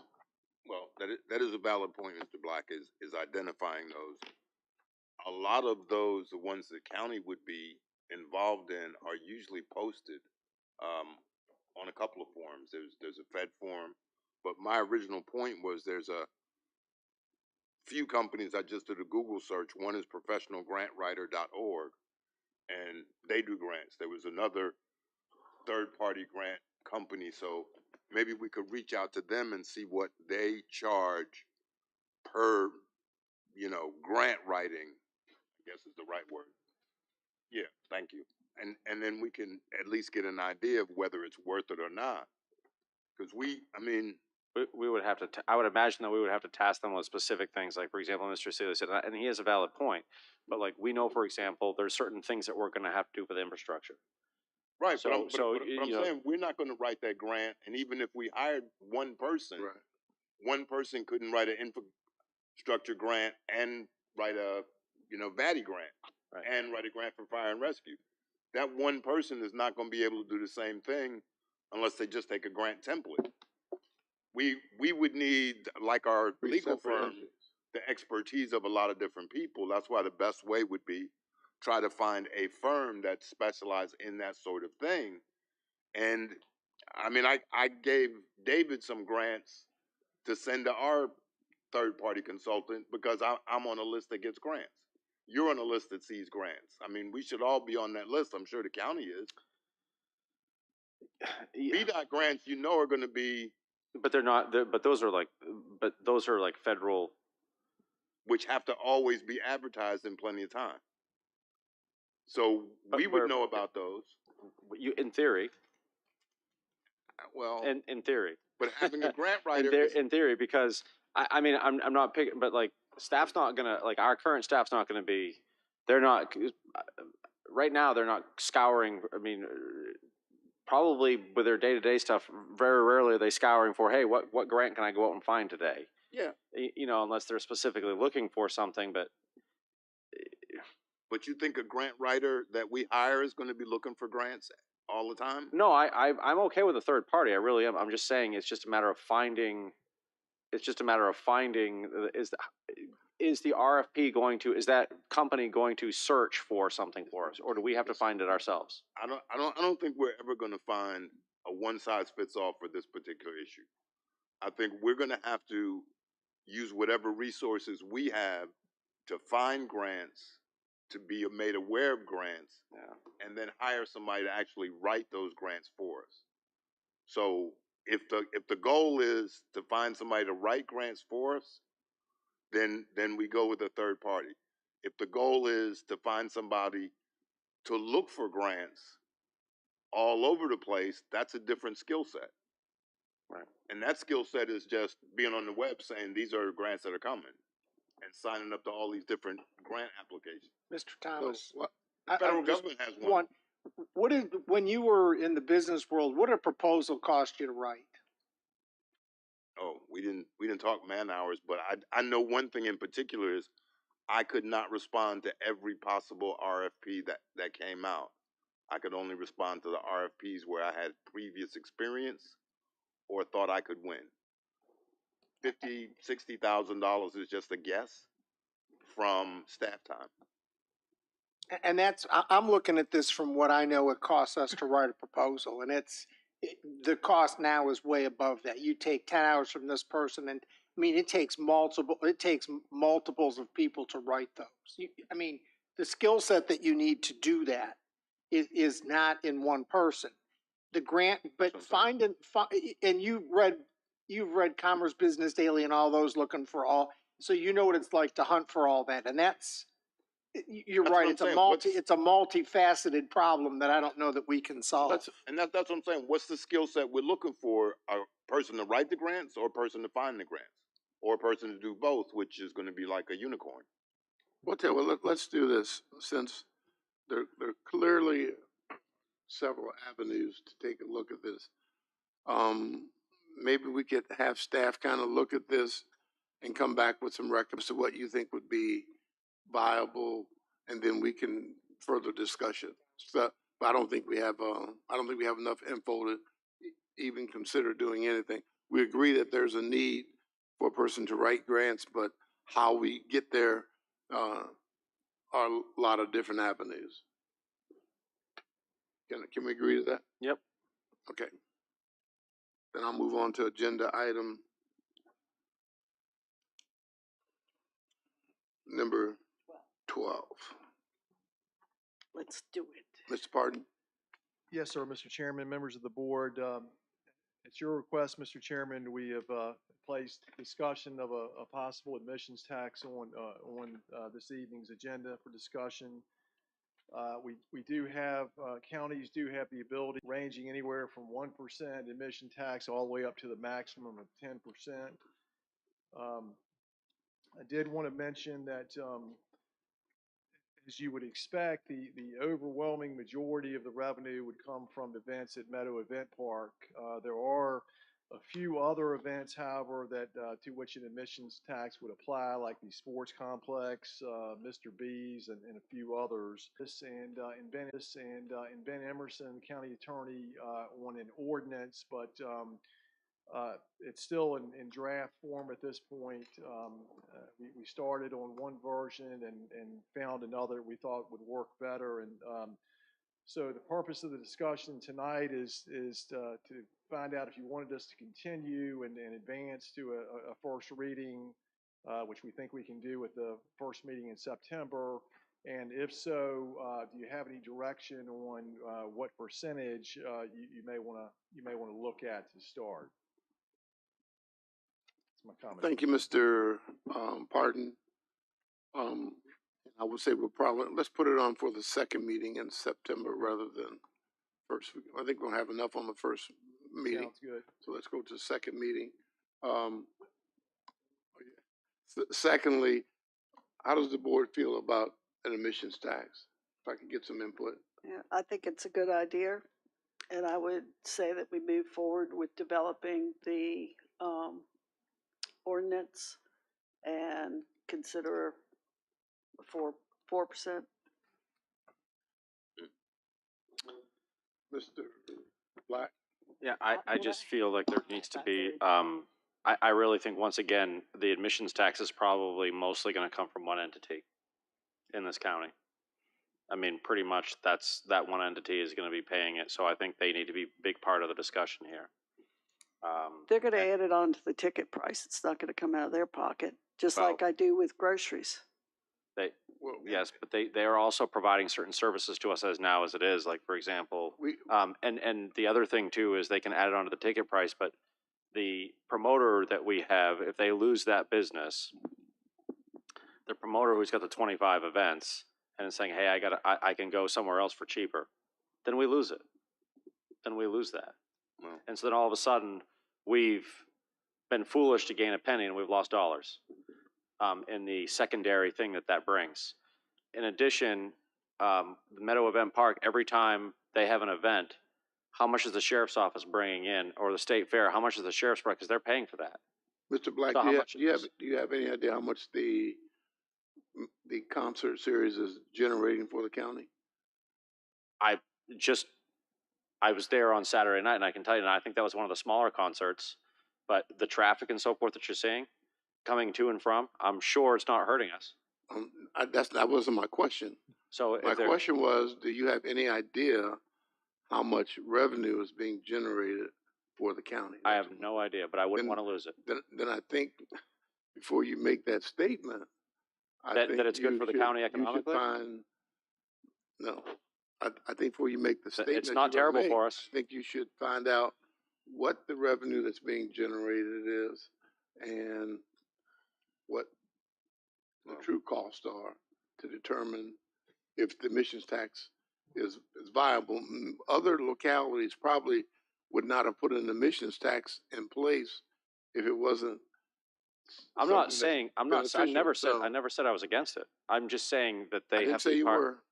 They have to be part of the discussion because it's picking on basic. I mean, we haven't excluded. Were them they from- told that this was going to be on the agenda tonight?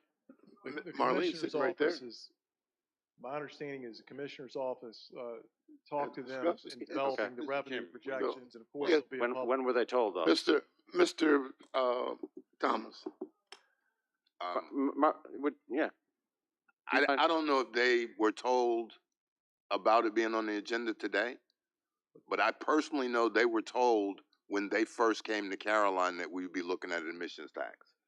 We have been looking at an admissions tax since the state fair came, and it's even more appropriate since they've expanded from the state fair to a concert series. Now, some of this revenue that we generate could be used to mitigate some of the impact they're having on the neighbors. We could possibly look at a sound barrier that may help from the money that they're generating. It may be more than that. No, I can't answer, I can't say Let's that. let So Ms. I had Jawes a talk. phone call last week from the tax office requesting information on revenue projections, and we talked through some things.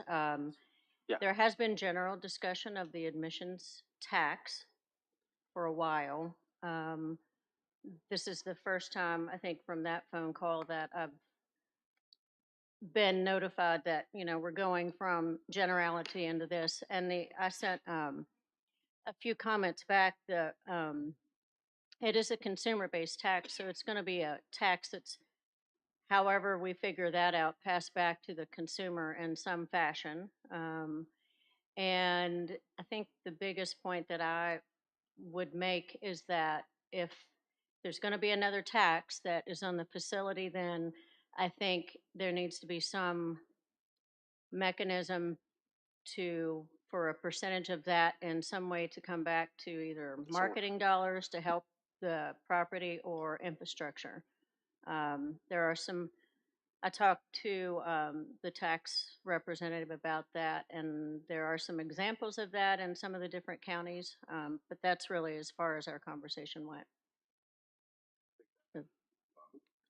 Thank you, and that's along the same lines of what we originally talked about, because before you were part of the state fair, we were talking about it with Kerry Roberts when he was in charge. So we've been talking about it since day one.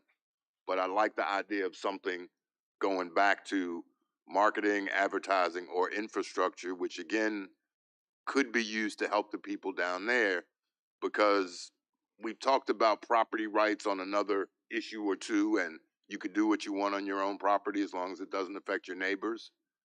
So this is a case where you're doing what you want to do, but it does in some degree affect your neighbors. So we're trying to help. And it would be only fair if Mr. Black drives down from Ladysmith to have a concert that he would help contribute to your neighbors. From, yeah, I think, Marlene and we talked. Right. Since they're the person that's collecting the funds, I think it would only make sense that we should try to reimburse part of the emissions to help move their move. Cart before the horse. Yeah, I like the comment first. yeah, absolutely. Help move. And And- they're a venue. Yeah. Okay. They lease out the building and the grounds to other organizations such as youth wrestling, jujitsu. No, they're not nonprofits. These are for-profit companies Companies, right. that this would apply to, that are used to collecting a $5 bill, that have no relationship with our commissioner revenue.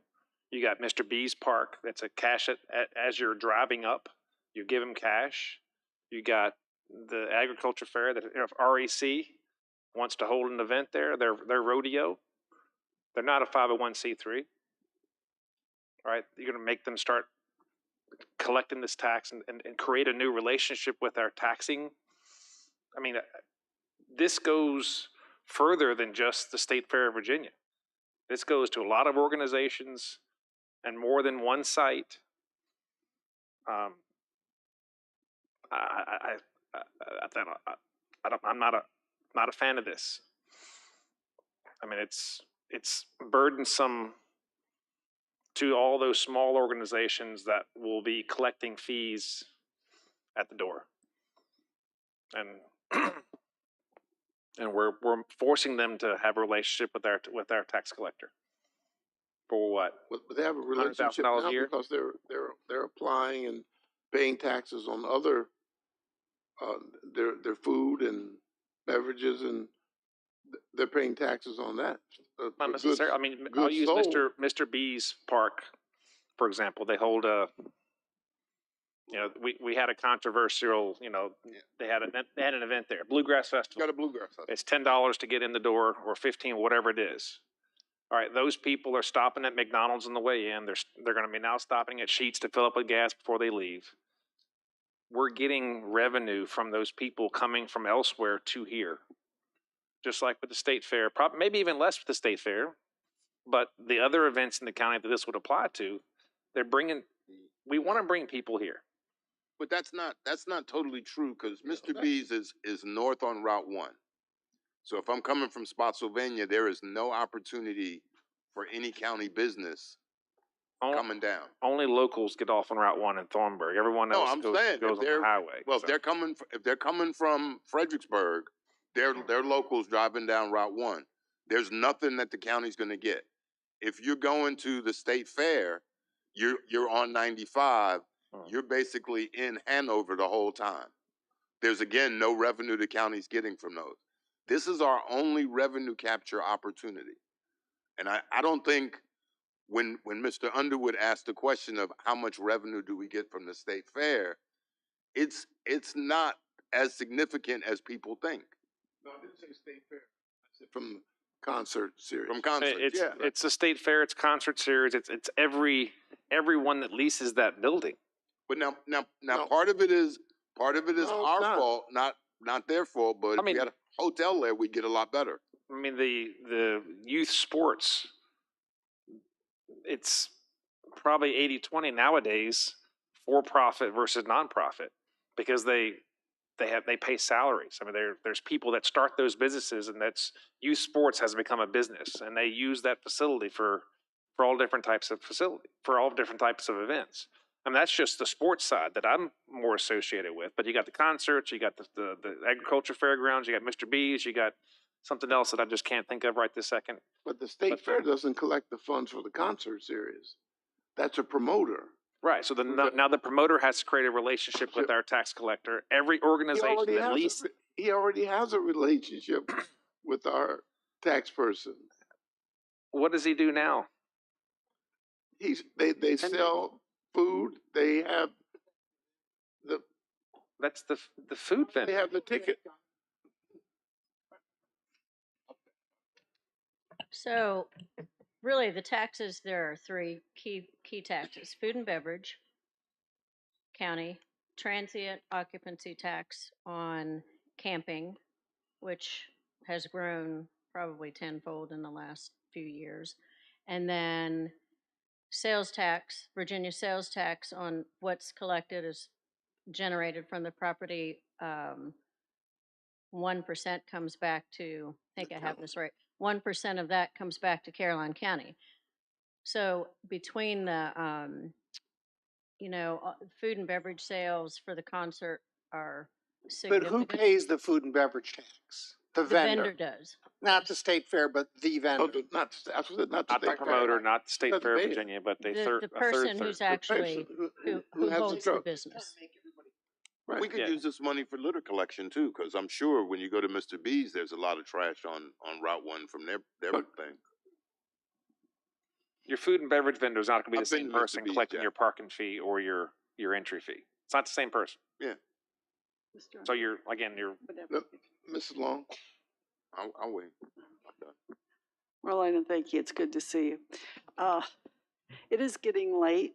My recommendation would be we let the staff go ahead and review other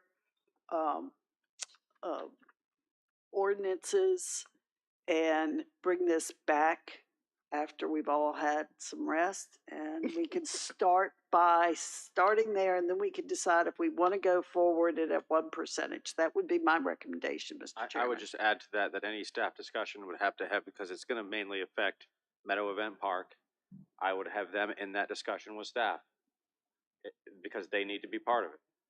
They've been part of it. We called them last week. We did not. She said she got the call from the Commissioner of Revenue last week. So we have this on the agenda tonight. She got the call last week. So they have not. I mean, that's kind of like. So let's put them part of it and then bring it back to us. I'm all for it. Mr. Black, we can move on. We're always going to have them to be part of the discussion, but they have been part of the discussion. All right, that's in the conversation. Could I clarify, Mr. Yes, sir. Chairman? Would you like us to bring a proposed ordinance for first reading to the you want to have another discussion on September 27th? You don't want an ordinance presented at that time? We'll have another discussion. Okay. The Commissioner, Mark Bassoon, had planned on being here tonight. He's under the weather, as well as David Watson. So we'll have them for that discussion. They can help answer some of these questions. That's fine. Thank you. Who was COVID?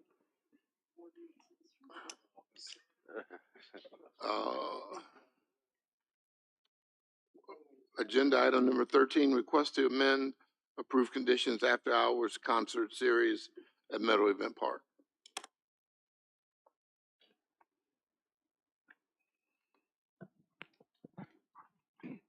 Mr. Chairman, members of the board, you have two items for your consideration related to the festival permit that was issued for the After Hours Music Festival. First item is that the promoter is requesting the extension of the time limit to host concerts. The original permit approved ended the event on basically September 20th, which is before the state fair. if you read the staff report, they were unable to book any events in May. You know, there was a detailed discussion earlier this year about the timing of the events. The board authorized a potential for May events prior to finalizing the remainder of the special of the permit. They are requesting the extension of the time frame to go to October 15th, which would allow them a couple of additional weeks after the end of the state fair to capture additional events towards their limit of 25. The second speaks to issue that we discussed earlier this evening concerning the measuring of the noise levels. We're all aware that there have been some ongoing concerns related to noise and decibel readings. Mr. Whiteman has been down there quite frequently, visiting the property, working with the promoter, and going to neighbors' properties to take noise readings.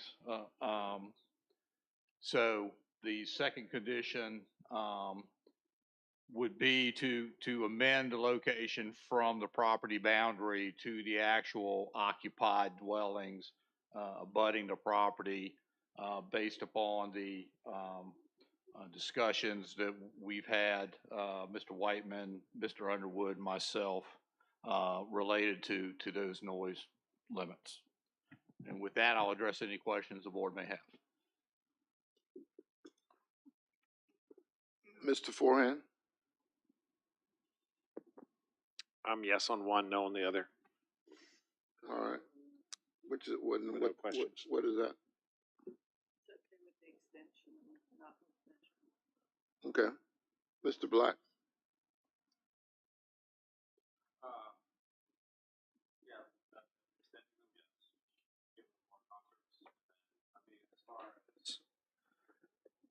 As far as the noise, I mean, the noise should be at a person's property, and I mean, at some point, we're gonna have to stop playing around with this and just let them do their thing. I mean, because it's a small group of people, and it's to me a greater good. So I'm all about extending it, giving them their into October, and the noise should be at someone's dwelling, not at the property line. Thank you. Yeah, but it goes to dwelling. They're asking to extend it beyond. Yeah, the current provision is at the property line. Dwelling, because the current provision is property line, but the dwellings are farther out. So where do you want to measure to? Property, someone's property. Well, no, you can't. You're confusing it. Basically in-house or at property line. Property line. So you're saying leave it as it is? Yeah. Okay. Yeah. Right. Sorry. I'm tired. Yes. Yes. I'm tired. So, yeah. Thanks. I appreciate that. I mean, October is a much better time of year for concerts. It's cooler.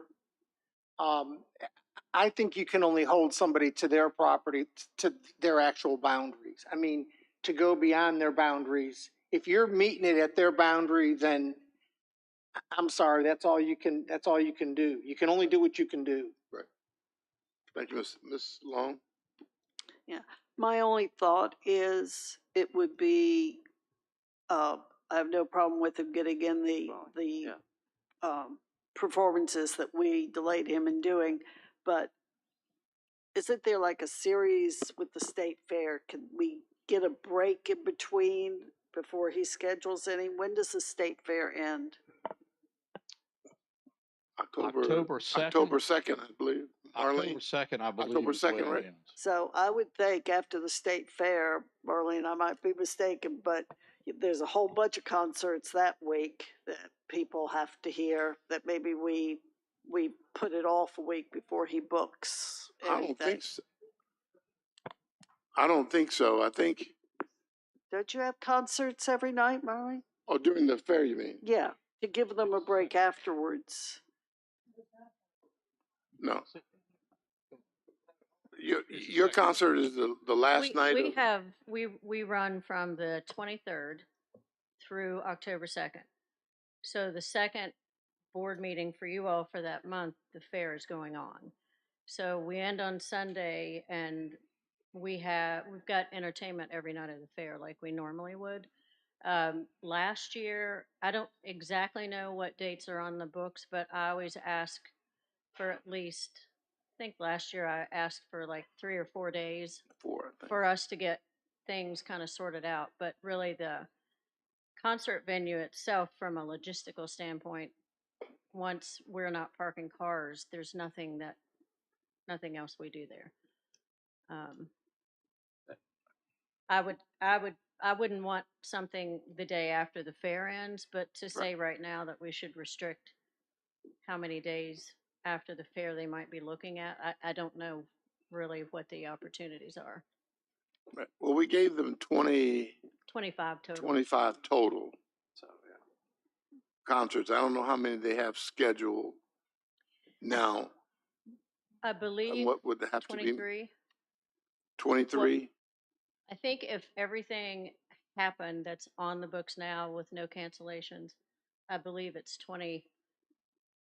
So extending it into September would allow And to get picking the other up two. 2 more dates to get to the So 25. that's what we're talking Getting about. it So into not talking about, October. right. So between Say the second October and the 5th. 15th, they'd have 2 concerts. Okay. Except Marlene said she would like to have a day or two to get the parking lot and the stuff done. So how Yeah, But about she wouldn't schedule that. I'm sure she wouldn't. Yeah, I don't think we She want to wouldn't allow that to put happen. restrictions on the when. Yeah, I'm not worried about her. The other guy might based on when it's after available. Okay. He may want them, but if she doesn't allow him to schedule, then he won't have them. No. Well, we would just have a reasonable conversation about Yeah, what we feel right. like we can handle. Okay. We'll leave that up So- to you then. Mr. Sealy? In Marlene, in this letter, the festival shall not exceed 65 decibels at an adjacent occupied dwelling. I was thinking property line, is that, That's what it is now. isn't that really more realistic? So the question comes about when, if you look at the boundaries of the Meadow Event Park, Uh-huh. there are no dwellings to the south, which is why we face the stage to the south in the first place. And, but there is a short leg of a property line that's right, you're close to it, that, verbatim, if you read the code, there's no way you could match that property line. It's very close because of the way it juts in. There are no dwellings there. So in the meeting we had, the discussion was, does it make more sense?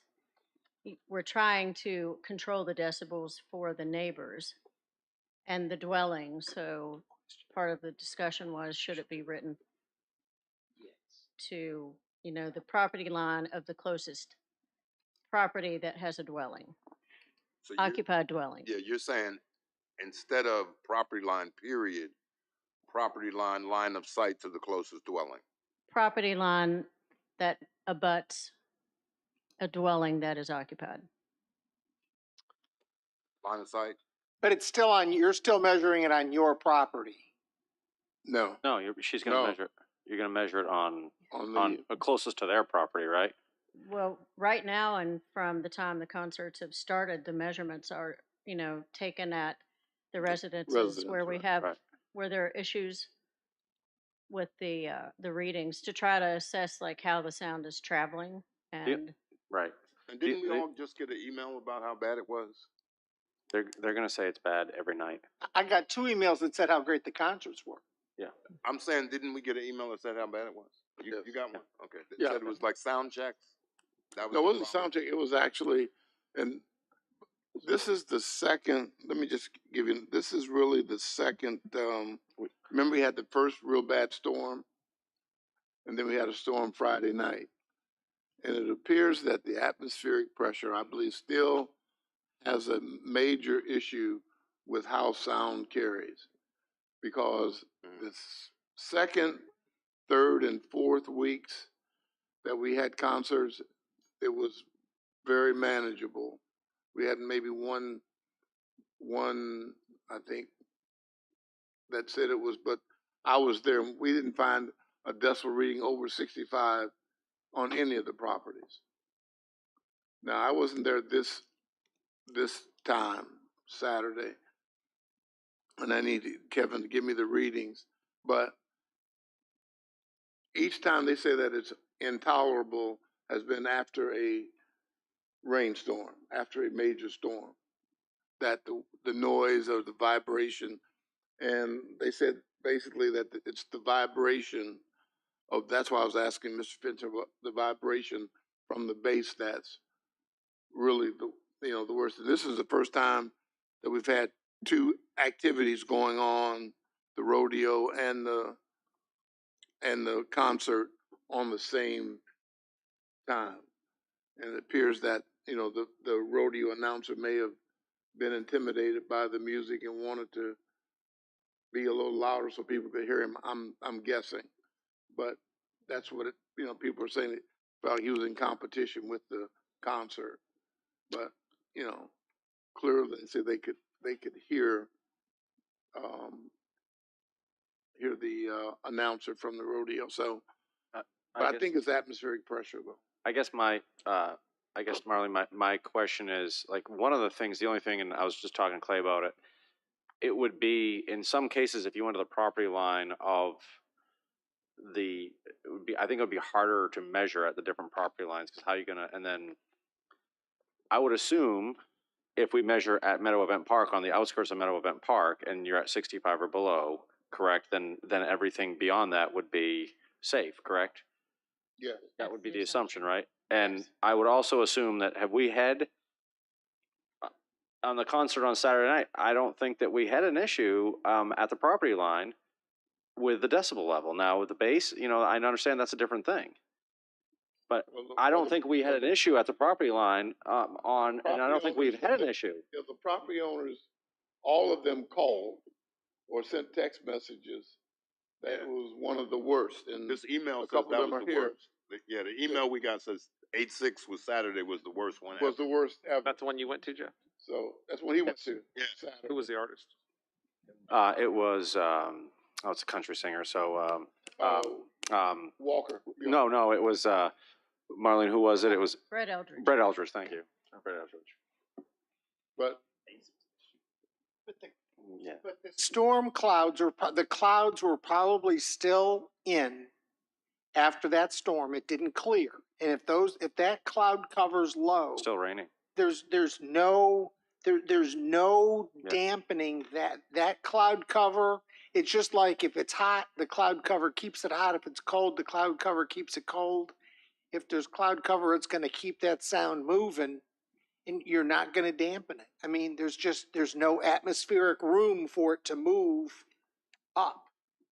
Mike, in a serious question, Mr. Fincham, have we had, I know because Kevin's been around monitoring this stuff, at the property line, has he had any issues? I know the other stuff, the base and whatever, have we had any issues at the property line? We haven't measured property line. We've measured from the dwelling, from the property themselves. We didn't. What I can do is because I don't think as far as the decibel level that we've had an issue. Yeah. I mean, yet we have had an issue. Let me say this: we've had an issue in terms of we exceeded the decibel level at one piece of property, and that was the one that's Marlene talking about, the closest one. The others were below 65. She was at 70. We were in her backyard. She was at 70. When we adjusted so what we did was we adjusted the music down to less than 95 decibels at the soundboard. That created, 65 decibel reading at the property, at the dwelling. So I still say it's atmospheric pressure. Because we're holding them to 100 at the soundboard. When we held them at the soundboard, a couple concerts, there was really no complaint. But when we had the two major storms, that's when we got the worst complaints. So I don't know how you regulate that though. I don't know either. That's what. I mean, that's the phenomenon that we don't know. There's nothing, yeah.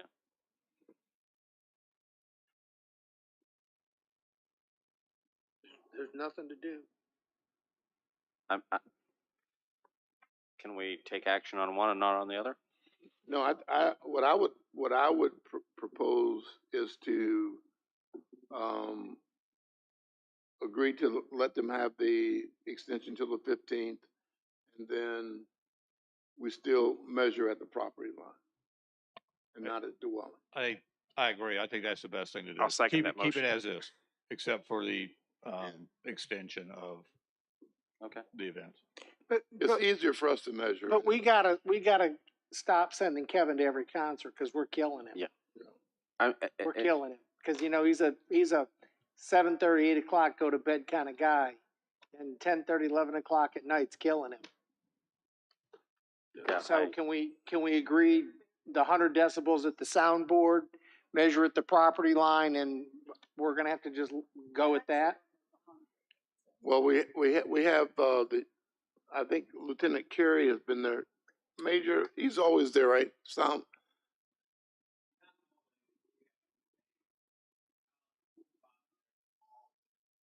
You have one of your upper level people at the soundboard.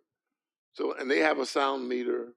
Then we had a sound meter. Marlene had a sound meter. Mr. Kruger had a sound meter.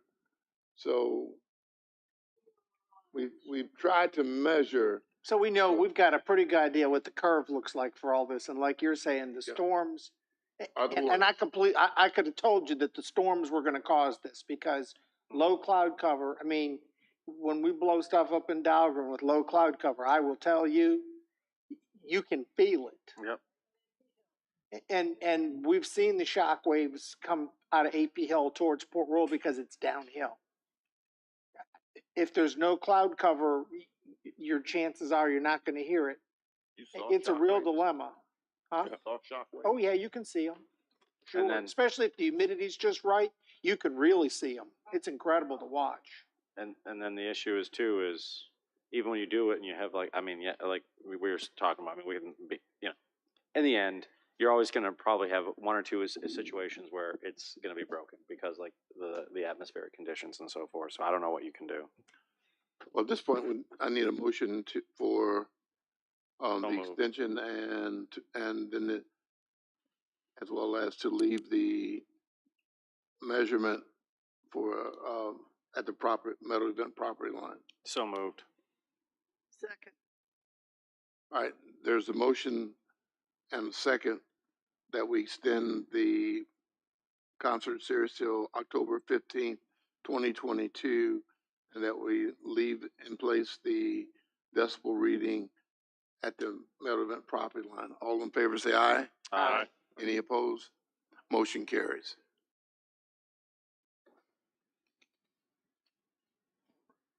Item 14, award bid on Carmel Church Fire Station discussion. Don't forget Sparta. Don't forget Sparta. It's in there.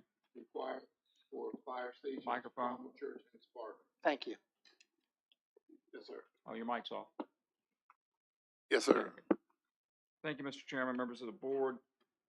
As indicated in your attached memo from the Director of Public Works, the county received from Norman Company a low bid of $4,753,511 to construct the new county-owned Carmel Church Fire Station. We also requested a supplemental bid for full ground height split face CMU for all exterior walls, which was sort of an add-on, and that was $77,861. So we're here tonight to talk about the board, if we're going to move forward accepting that bid for the low bid. Mr. Kelly, before you go any further, can you tell me what that $77,000 means? Obviously, you're putting something up. Split but- face, it's instead of a cinder block that you would paint, it's called split face cinder block, so they kind of crack it, and then you don't have to paint it, it comes like with a color, I don't know what color Mr. Shebel selected, but, it's just a construction technique instead of, necessarily laying bricks, it's, usually cheaper than laying bricks, but it provides a all-weather It's the exterior. long-term maintenance effect And, of not having and to doesn't paint it. have You any don't have to paint maintenance. it, right, it's, Okay, it that's provides all. a nice. I just needed to know. CMUs are concrete masonry units. Correct. That's what it stands for. But instead of one that's just a regular one, it's Right. decorative block. All right, let's And let's as you do can see, Carmel Church. Let's we do Carmel originally Church. We'll borrowed get to Sparta later. $2.5 million. No, We you gotta recognize move on. we recognized that we were gonna need more money, and you put an additional $700,000 that we were gonna borrow this year, along with a little bit of money from our ARPA funds. We also still need $1 million for turning lanes and VDOT road work, and that's an estimate. And we would recommend that you have a 5% contingency, which is about $316,000. So you can see overall, and there's a flip in the total down there. It's not $1 million for architectural and engineering construction. That should be $100,000, where that says $100,000 for road improvement. So as you're looking through on page 2 of the breakdown, just flip those two numbers. But that works out to $6,643,482 We have $2.5 million we already had borrowed in 2020-21. We have $200,000 in ARPA money and $700,000 budgeted for borrowing this year, which leaves us a deficit of $3,243,482. Also, as we continue to talk on this page, you'll see that you've approved tonight the task contrast for the design of the Sparta station. Staff estimates the Sparta station based off of the cost per square foot, basically, that we just got off of the bid for Carmel Church to be approximately $3,630,000, which includes a 10% contingency because obviously we'll be bidding this out a little bit later in the year. This would require us to borrow an additional $1,830,000 to add to the funds that were already acquired for the Sparta station when we borrowed the money initially for the Carmel Church station. So we have a couple of ideas for you that quickly for scenario 1, we could remove the $1.2 million aerial truck that we had planned to purchase and borrow this year, and add $3,873,482 of additional borrowings to include Sparta, and that would be an estimated additional annual payment of about $290,000 for 20 years. Or if you continue to purchase the aerial truck, you would need to finance both stations. The additional borrowing will be $5,073,482, which is both the deficit for Carmel Church and Sparta together, and that would be approximately $379,000 over 20 years of additional debt service to support both stations and the aerial truck that the board had previously approved. So I think quickly as I could, I know it's late, I've gone over those, so it's just a matter of deciding how much money you want to borrow to get these stations done. Clearly, with interest rates continuing to rise, waiting for prices to come down is probably not going to pan out in the long run. So it probably would be best off in staff's recommendation if you want to get these projects done to move forward as expediently as possible. And one of the things we did talk about was having Courtney here either for a work session, or if you're not going to have a work session, maybe an early work session, 5 o'clock in front of the meeting on the 13th to go over financing and that type of thing. And Mr. Shebel's here to answer any detailed questions on the bid because he handled that through Public Works. I have a question, and maybe this is more for Mr. Seeley. Mr. Seeley, I guess Sparta has land and they had their own building down low, but didn't they also have land on the other side? Is any of that, is there any community money that's going to go toward this is I guess what I'm asking. They're gonna do some stuff inside the building, but the building that they have down below, the owner has yeah. right of refusal. I don't even know how that all is structured. It's not really clear. And then the land across the street is fairly encumbered, which was the problem that we had initially of actually putting the fire station there, even with boundary line adjustments with the other landowners, is that I'm not sure what I mean, they can probably sell it, but whatever it's not gonna be much because of the encumbrances. And then they have offered to do stuff inside the station. So the station, we're probably gonna have to pick up, there's not significant amounts there to do that. Okay, all right. But we can save some on painting and carpentry inside. It may be a little bit from the land if they can sell it. Okay, Right. every little bit helps. I understand. Mr. Kelly, Yes, sir. looking at the other projects that they've done, I mean, the Whitestone Fire Station was 2 million, the Henrico County Fire Station was 2 million, and ours is over double that. We looked Is at a there- fire station cheap. When we went to New Kent, we were really in the ballpark with the $2.5 million, but that was prior to the pandemic when we were down there. I mean, everything is just skyrocketed. I mean, we thought we were close with the original $2.5 million, but 300 and what per square foot? $300 per foot. I mean, you used to build schools, finish schools for $210 a square foot. So I mean, the square foot cost of everything Is is there just skyrocketed. any value engineering that we can do to cut some of this? We Or did, I think the chief. okay. We did value engineer it, and Joey can talk about that. One of the things is the bay itself is a metal building for the high ceilings for the bay, but on the day room side, that's gonna be straight stick built. And that was a cost savings because any contractor can do that, materials are available versus doing a metal building and having to go back inside and put walls around it to block the columns. So that savings alone really changed a little bit of the design, kept everything where we wanted it, but it will save a lot of money in the future. So. Will it save a lot of money now? Well, save a lot of money now, Mike. But if And you did that's- 2 metal buildings to make them look decent, you'd have to do a lot of work on the outside. I mean, we're talking about CMU. I mean, and are we going to face the metal building with the CMU? Is that what we're talking about? In between the. So the base bid, actually, the bay, in between the bays, would actually be the CMU all the way up. And then it would be halfway around the building. So it'd be like a knee wall to go all the way around the building. Sure. So that was the base bid. So it'd be metal the rest of the way up on the building.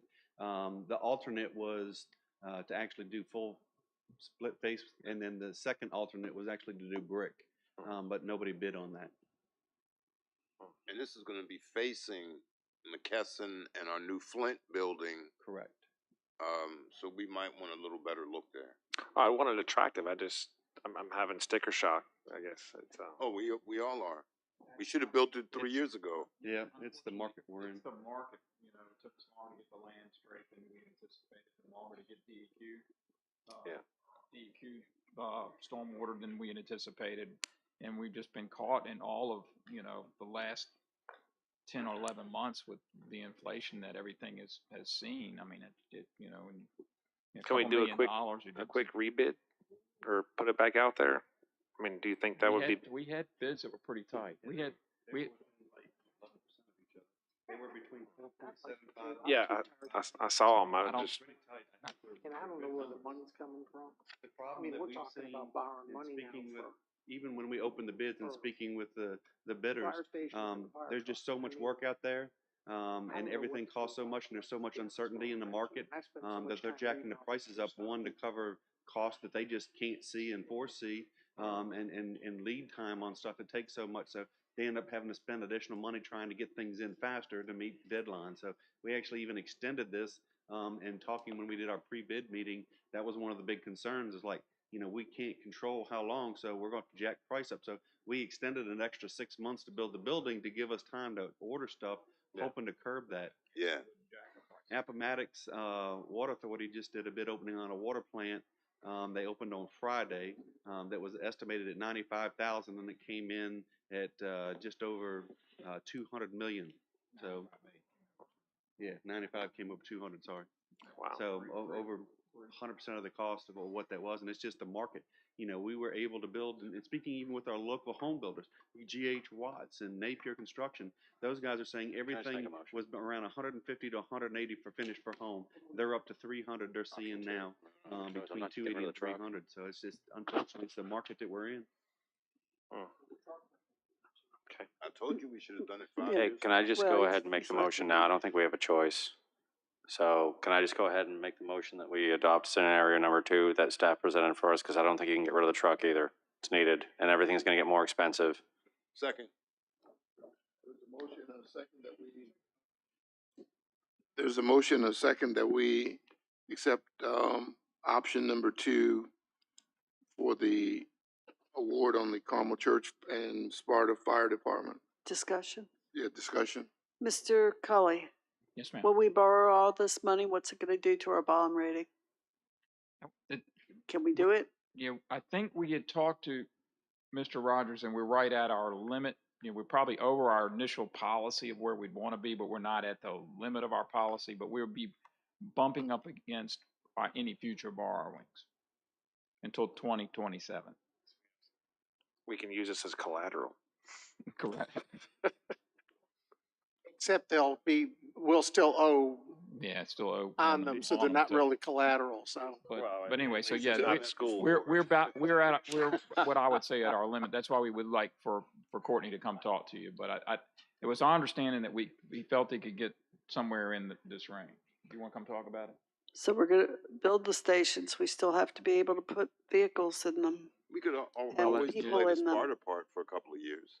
No, we've been kicking this can down the road since 2008. 2000, that's all? What do you mean, is that all? Welcome to my world. Any more discussion? Aye. All in favor, say aye. Aye. Any opposed? Ayes have it. And can we have, we're gonna meet on what's the date of we're gonna recess to? We're not gonna recess. Yeah, we are, because aren't Very we gonna have a work session? We may not. If, we're gonna do Courtney one-on-one with all of us, and then if we need one, we'll have one on the 7th. So where are we, Mr. Cully, where are we with our work session? Are we on the 7th? Are we on the 28th? I thought we were on the 7th, but then I heard discussion during the solar things that changed that to where I didn't know. So that's what we got to get straight tonight, because we need the DEQ guy to come talk about water and Courtney to come talk, but I need to know what day that is, whether we're going all the way to the 13th at 5 o'clock or whether we're going to do it on a different day. We've got to decide on all that. Mr. Cully, the discussion regarding, the solar has got to take place by the 28th so that we can put it in, we can advertise. Right. So we can't have the meeting on September 7th, because then there's not enough time to advertise unless we move back to the 27th of September. Right, so that's what I'm saying. You'll have to decide what new date. I never heard a new date after the 7th for any work session. All right. When we were discussing, the solar projects, I believe what we decided was the county attorney was going to talk to each board member or two together to go over the, agreement and the siting agreement By the to allow us 28th. to advertise no later than the 29th with the Freelance Star. That's correct. Which then would have eliminated the need for the work session That's correct. for the solar. Correct. However, we still have the DEQ issue. Yeah. And Courtney. So then we need a September 7th work session. Work session. Plus you can get an update from from Chris, and then if there are tweaks in the siting agreement or whatever, we can discuss those beforehand. Is there a reason We to wait 3 weeks when we've got 2 weeks in between? 3 weeks? Well, the work's gotta get done first Yeah, of all. They're gonna do the work first for the 20. I mean, I'm gonna, For the 28th. I can meet with him. I don't know what anybody else wants to, but I'm gonna try to do my meeting with him next week. Joey. But for the other things, for When the do we DEQ start? person and for Courtney, the further out you put it, the better a chance do we I'll be able start to the get fire them station? scheduled. Correct. So the seems that we 7th, haven't- I'm good with the 7th. If we want to meet the So then 7th, we'll recess until the we'll 7th. recess to the 7th. Start next week? Okay. I'm sorry, Mr. Cully, but I need to go back a step. We're gonna start the Carmel Church Fire Station next week? Is that what we're saying? we can sign the contract because we have money enough in the fund balance. If the borrowing doesn't go through, you have money to at least pay the. I mean, we're still gonna, contractor. yeah, we've So you got have money. the money. I'm just not encumbered. recommending you take it from the fund balance. I'm recommending you borrow Right. that money. If you had to take it from the fund balance, we're gonna be really. So hurting. you're gonna sign the contract, it's gonna start, is it a 9-month construction thing or what? That's Joey, how long is the contract? A year? Year and a half. Remember, we extended it to keep the price from going up. A year and a half? We hope it'll be sooner than that, but the way things are, when you have Gosh. to get anything and buy anything, it's very difficult. I mean, you're soon not going to be able to buy metal. So- I mean, we're waiting. I mean, we're on fire trucks now, more than 2 years out.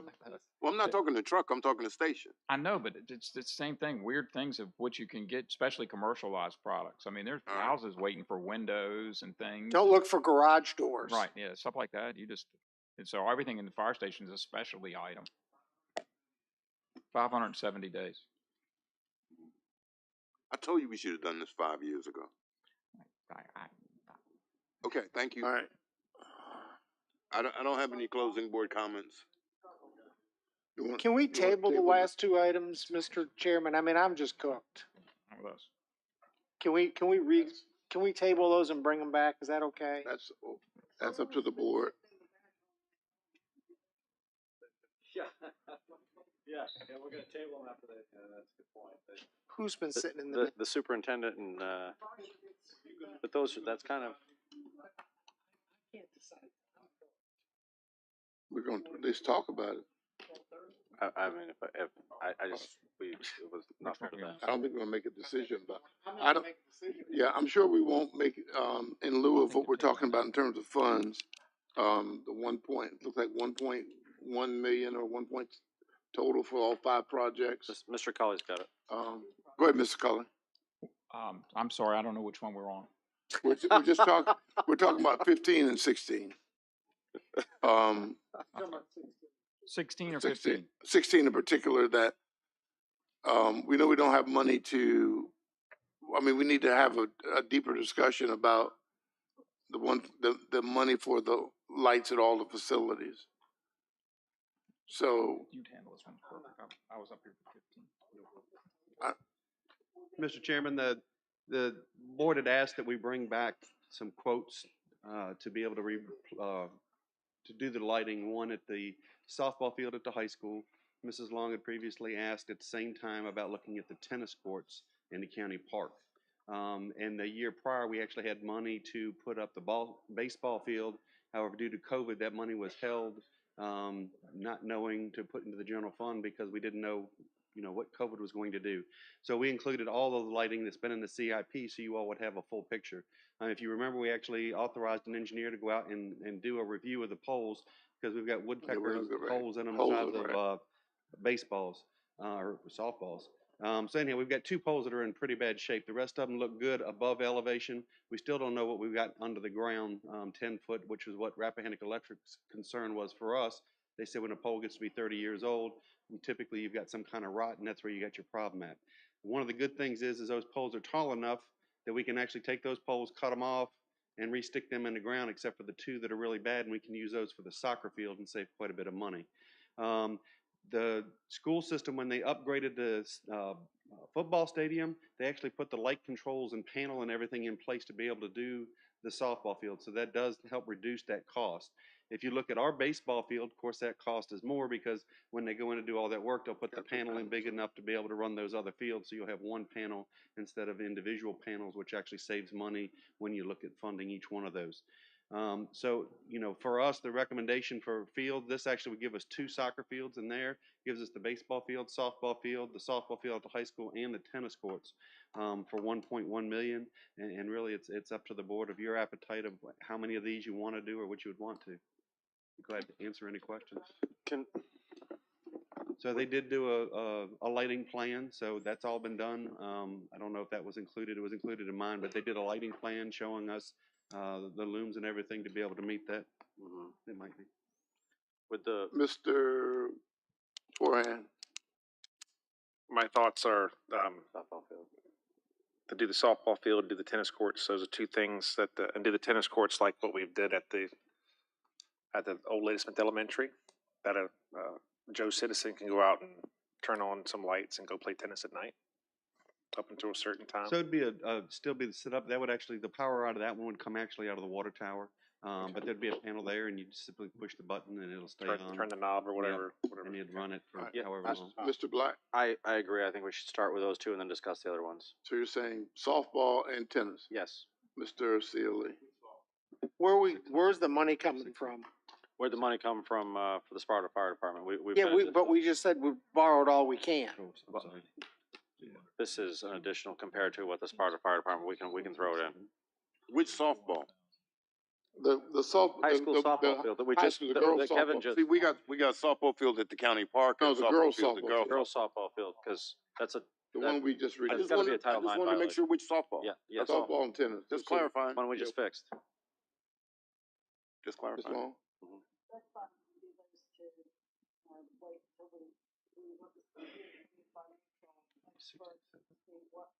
Yeah, right.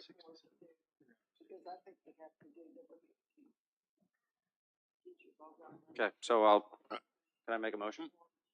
So are we all in agreement that we would do softball field for girls and tennis courts? Yeah, we would. Yeah. So Joy, that's the. Yep. Yep. Yes. Yes.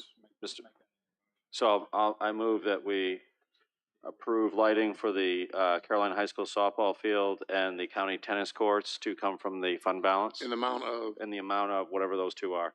So Three- 367,000 or 368,000. There's a motion that we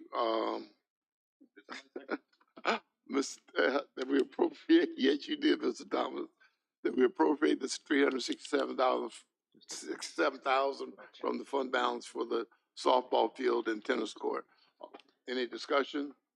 All in favor, say aye. Aye. Mr. Chairman, number 15, that's the last one we got, right? And then we Yes. don't have to adjourn this. I would motion that we move forward with option number 2. We didn't do anything special for the past 2 years for our employees because of COVID. And if we can scrape the funds together, I'd like to do number 2. $293,884.50. Somebody, this is when it gets late and we start doing this is when we get in trouble. Oh, yeah. We can't do that without an ordinance. So we'd have to adopt a blanket ordinance that allows you to give bonuses at times of your choosing. Chris can speak to that, and you have to public hearing. So you have to have the ordinance before we can do that, but save that money because you guys deserve it. Make sure you don't let us spend it on anything else, Charlie. I'll try. But if you will, we'll schedule a public hearing as soon as we can on the ordinance, and then you can do it after that. All right. This was just to give you an idea of what it would cost, but would require an ordinance. All right. Very simple ordinance, straight out of the statute. It's a very simple ordinance, so it can be ready for the next Once you have, meeting if you'd like. Yeah. And that'll allow us in the future, if we want to do like a one-time bonus That's for fine. somebody retiring or something, we can. We'll take it up Great. on 13. Thank you. Correct. We have to have a public hearing. Well, you gonna do a first reading, Charlie, or you gonna? We'll consider You this. plan to do a first reading on the 13th, or? We plan to have the ordinance on the 13th. We kind of call this the first reading. You don't have an ordinance, but the ordinance is basically an ordinance to be allowed to have a. He's saying we'll have the public hearing. That's fine. That's Thank you. fine. All right. Closing board comments, None, sir. Mr. Black.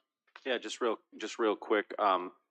Major Mosier, I don't know if you can help us with this, and it's also a VDOT thing, but when there is an incident on 95 and traffic is going to be getting backed up onto Route 1, if you could put a Caroline alert out, because what's happening, and I understand why VDOT's doing it, but some of the people that are going east to west, I mean, we've had teachers and so forth that contact me that they were late to work, just going from like Landor to like Madison Elementary, because the light was only letting 3 cars go at a time. And there's alternate ways they could go, but they don't know about it and they get stuck. So if there's, like, we have a major incident and there's gonna be traffic clog, if there's a way that we could put Caroline Alert out, like, Sure. telling people, hey, look, avoid that light, because then they're stuck, and there's other ways to avoid it. So I would much appreciate it. Thank you. Absolutely. As soon as we're notified, we'll do it. Thank you, sir. Mr. Sealy? Mrs. Long? No, except I would suggest that we don't have a staff meeting tomorrow, Charlie, because I think everybody needs to sleep in a little bit. Mr. Thomas? And I have none. Motion to recess until September 7th At 6 o'clock in the in the EEOC. EEOC. I make that motion. There's a motion and second. Second. Second by Mrs. Long. All in favor say aye. Aye. We are adjourned. Or recess.